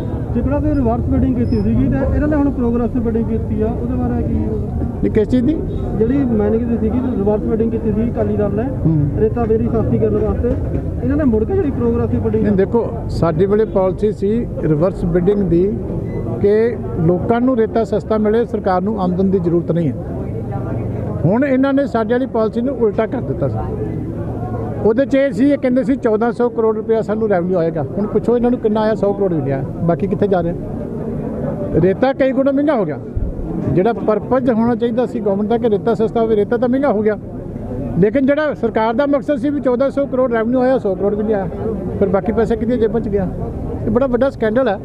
ਇਸ ਕਰਕੇ ਇਹ ਜਦੋਂ ਇਨਕੁਆਇਰੀਆਂ ਹੋਣਗੀਆਂ ਸਾਰੀ ਚੀਜ਼ਾਂ ਪਰ ਨਿਕਲੇਗਾ। ਸਰ ਅੱਜ ਦਾ ਜਿਹੜਾ ਧਰਨਾ ਦੇਖੋ ਅੱਜ ਜਿਹੜਾ ਸ਼੍ਰੋਮਣੀ ਅਕਾਲੀ ਦਲ ਦੀ ਕੋਰ ਕਮੇਟੀ ਦਾ ਫੈਸਲਾ ਸੀ ਕਿ ਹਰ ਹਲਕਾ ਪੱਧਰ ਦੇ ਉੱਤੇ ਰੋਸ ਮੁਜ਼ਾਹਰੇ ਕਰਾਂਗੇ, ਜਿਹਦੇ ਵਿੱਚ ਇੱਕ ਤਾਂ ਕਾਂਗਰਸ ਸਰਕਾਰ ਦੀਆਂ ਜਿਹੜੀਆਂ ਖਾਮੀਆਂ ਨੇ, ਜਿਹੜਾ ਵਿਸ਼ਵਾਸਘਾਤ ਹੈ ਪੰਜਾਬ ਦੇ ਲੋਕਾਂ ਦੇ ਨਾਲ, ਵੱਡੇ ਵੱਡੇ ਵਾਅਦੇ ਕਰਕੇ ਜਿਹੜੇ ਮੁੱਕਰ ਗਏ, ਜਿਹੜਾ ਕਿਸਾਨੀ ਦੇ ਨਾਲ ਬੜਾ ਵੱਡਾ ਵਿਸ਼ਵਾਸਘਾਤ ਹੋਇਆ, ਇਹਨੂੰ ਨੰਗਾ ਕਰਨਾ। ਇੱਕ ਕਾਂਗਰਸ ਤੇ ਜਿਹੜੀ ਆਮ ਆਦਮੀ ਪਾਰਟੀ ਦੀ ਮਿਲੀ ਭੁਗਤ ਹੈ ਕਿ ਕਿਸ ਤਰੀਕੇ ਜਿਹੜੀ ਦੋਗਲੀ ਨੀਤੀ ਕੇਜਰੀਵਾਲ ਵੱਲੋਂ ਵਰਤੀ ਜਾ ਰਹੀ ਹੈ ਕਿ ਦਿੱਲੀ ਦੇ ਵਿੱਚ ਬੀਜੇਪੀ ਸਰਕਾਰ ਦਾ ਸਮਰਥਨ ਕੀਤਾ ਜਾ ਰਿਹਾ ਕੇਂਦਰ ਦੇ ਵਿੱਚ, ਔਰ ਪੰਜਾਬ ਦੇ ਵਿੱਚ ਕਿਸਾਨਾਂ ਦੇ ਹੱਕ ਦੀ ਗੱਲ ਕੀਤੀ ਜਾ ਰਹੀ ਹੈ। ਇਹਦੇ ਜਿਹੜੇ ਸਾਰੇ ਦੋਗਲੇ ਚਿਹਰੇ ਨੇ ਉਹ ਅੱਜ ਅਸੀਂ ਬੁਲਾਰਿਆਂ ਨੇ ਲੋਕਾਂ ਦੀ ਕਚਹਿਰੀ ਦੇ ਵਿੱਚ ਨੰਗੇ ਕੀਤੇ ਕਿ ਅਸਲੀਅਤ ਆਮ ਆਦਮੀ ਪਾਰਟੀ ਦੀ ਕੀ ਹੈ ਔਰ ਕਿਸ ਤਰੀਕੇ ਕਾਂਗਰਸ ਸਰਕਾਰ ਪੰਜਾਬ ਦੀ ਤੇ ਦਿੱਲੀ ਦੀ ਸਰਕਾਰ ਆਪਸੀ ਮਿਲੀ ਭੁਗਤ ਨਾਲ ਕਿਸਾਨਾਂ ਨੂੰ ਸਬਕ ਸਿਖਾ ਰਿਹਾ। ਸੋ ਕਾਂਗਰਸ ਦੀ ਤੇ ਆਮ ਆਦਮੀ ਪਾਰਟੀ ਦੀ ਮਿਲੀ ਭੁਗਤ ਵੀ ਔਰ ਕਾਂਗਰਸ ਸਰਕਾਰ ਦੀ ਤੇ ਦਿੱਲੀ ਸਰਕਾਰ ਦੀ ਮਿਲੀ ਭੁਗਤ ਵੀ, ਇਹ ਅੱਜ ਅਸੀਂ ਲੋਕਾਂ ਨੂੰ ਇਹਦੇ ਬਾਰੇ 'ਚ ਸੁਚੇਤ ਕੀਤਾ ਔਰ ਉਸ ਦਾ ਪ੍ਰਗਟਾਵਾ। ਸਰ ਕਿੰਨਾ ਸਕਸੈਸਫੁਲ ਰਿਹਾ ਜੀ ਵੋਟਰਸ ਇਹਦੀ? ਦੇਖੋ ਤੁਹਾਡੇ ਸਾਹਮਣੇ ਆ ਕਿ ਅੱਜ ਅਸੀਂ ਇੱਕ ਹਲਕੇ ਦੀ ਜਿਹੜੀ ਕਾਰਨਰ ਹੈ ਘਨੌਲੀ ਇੱਥੇ ਚੁਣਿਆ ਸੀ, ਪਰ ਸਾਰੇ ਹਲਕੇ ਤੋਂ ਤੁਹਾਡੇ ਸਾਹਮਣੇ ਆ ਕਿ 1 ਵਜੇ ਤੱਕ ਰੱਖਿਆ ਸੀ, ਤਕਰੀਬਨ 2 ਵਜੇ ਚੱਲੇ ਆ ਤੇ ਹਾਲੇ ਤੱਕ ਵੀ 100% ਵਰਕਰ ਜਿਹੜੇ ਆ, ਭੈਣਾਂ ਬੀਬੀਆਂ ਨੌਜਵਾਨ ਦਲਿਤ ਵੀਰ ਸਾਰੇ ਰਲ ਕੇ ਜਿਹੜੇ ਵੱਡੀ ਗਿਣਤੀ 'ਚ ਆਏ, ਕਿਉਂਕਿ ਲੋਕਾਂ ਦੇ ਵਿੱਚ ਹੁਣ ਰੋਹ ਹੈ। ਲੋਕੀ ਵੀ ਚਾਹੁੰਦੇ ਆ ਕਿ ਇਹਨਾਂ ਦੇ ਜਿਹੜੇ ਪਾਪ ਹੈ, ਵਿਸ਼ਵਾਸਘਾਤ ਹੈ, ਇਹਨੂੰ ਹੁਣ ਐਕਸਪੋਜ਼ ਕੀਤਾ ਜਾਵੇ। ਇਹ ਅੱਜ ਇੱਥੋਂ ਜਿਹੜੀ ਅੱਜ ਮੂਵਮੈਂਟ ਅਸੀਂ ਸ਼ੁਰੂ ਕੀਤੀ ਹੈ ਇਹ ਪਿੰਡ ਪੱਧਰ ਤੱਕ ਜਾਏਗੀ ਔਰ ਸਾਰੀ ਇਹਨਾਂ ਦੀਆਂ ਦੋਗਲੀਆਂ ਨੀਤੀਆਂ ਨੂੰ ਅਸੀਂ ਐਕਸਪੋਜ਼ ਕਰਾਂਗੇ। ਤੁਸੀਂ ਆਪਣੇ ਭਾਸ਼ਣ ਦੇ ਵਿੱਚ ਵੀ ਅਨਸਾਰੀ ਦੀ ਗੱਲ ਕੀਤੀ, ਜਿਸ ਤਰ੍ਹਾਂ ਦੀ ਪੁਸ਼ਤਪਨਾਈ ਹੋ ਰਹੀ ਜੀ, ਕੱਲ ਜਿਹੜੀ ਐਂਬੂਲੈਂਸ ਲੈ ਕੇ ਵੀ ਗਏ ਸੀ ਉਹ ਜਿਹੜੀ ਲਵਾਰਿਸ ਮਿਲੀ ਰਸਤੇ ਦੇ ਵਿੱਚ, ਇਹਦੇ ਬਾਰੇ ਕੀ ਕਹਿੰਦੇ? ਦੇਖੋ ਮੈਂ ਸਮਝਦਾ ਕਿ ਜੇ ਉਹਦੀ ਸਹੀ ਜਾਂਚ ਹੋਵੇ ਕਿ ਕਿਵੇਂ ਇਹਨੂੰ ਇੱਥੇ ਰੱਖਿਆ ਗਿਆ, ਜੇ ਉਹਦੇ ਡਰਾਈਵਰ ਤੋਂ ਸਹੀ ਜਾਂਚ ਹੋਵੇ ਵੀ ਕਿੱਥੇ ਕਿੱਥੇ ਉਹ ਜਾਂਦਾ ਰਿਹਾ, ਤਾਂ ਬੜਾ ਕੁਝ ਸਾਹਮਣੇ ਆਏਗਾ।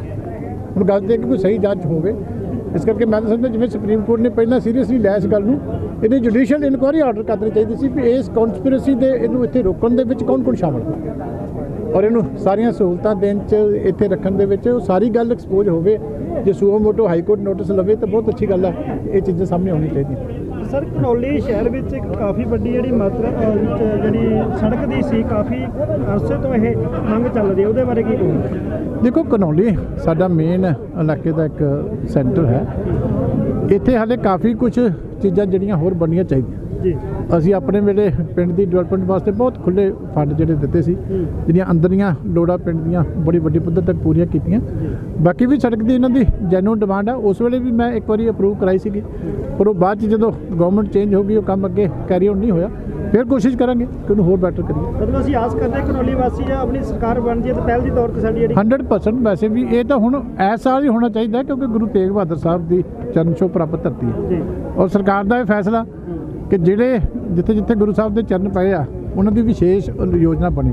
ਪਰ ਇੱਕ ਵਿਤਕਰੇ ਤਹਿਤ ਜਿਵੇਂ ਪਿੰਡ ਦੇ ਸਰਪੰਚ ਸਾਹਿਬ ਨੇ ਹੁਣੇ ਜ਼ਿਕਰ ਕੀਤਾ ਕਿ ਵਿਤਕਰੇ ਤਹਿਤ ਘਨੌਲੀ ਨੂੰ ਬਾਹਰ ਕੱਢਿਆ ਗਿਆ, ਮੈਂ ਸਰਕਾਰ ਨੂੰ ਕਹਿਣਾ ਚਾਹੁੰਦਾ ਕਿ ਜਿਹੜੀ ਗੁਰੂਆਂ ਦੀ ਚਰਨ ਛੋਹ ਪ੍ਰਾਪਤ ਧਰਤੀ ਆ ਉਹਦੇ ਨਾਲ ਵਿਤਕਰਾ ਨਹੀਂ ਕੀਤਾ ਜਾਣਾ ਚਾਹੀਦਾ, ਇਹਨੂੰ ਹੁਣੇ ਹੀ ਲੈਣਾ ਚਾਹੀਦਾ ਪਲਾਨ ਦੇ ਵਿੱਚ ਔਰ ਸ਼ਾਮਲ ਕਰਨਾ ਚਾਹੀਦਾ।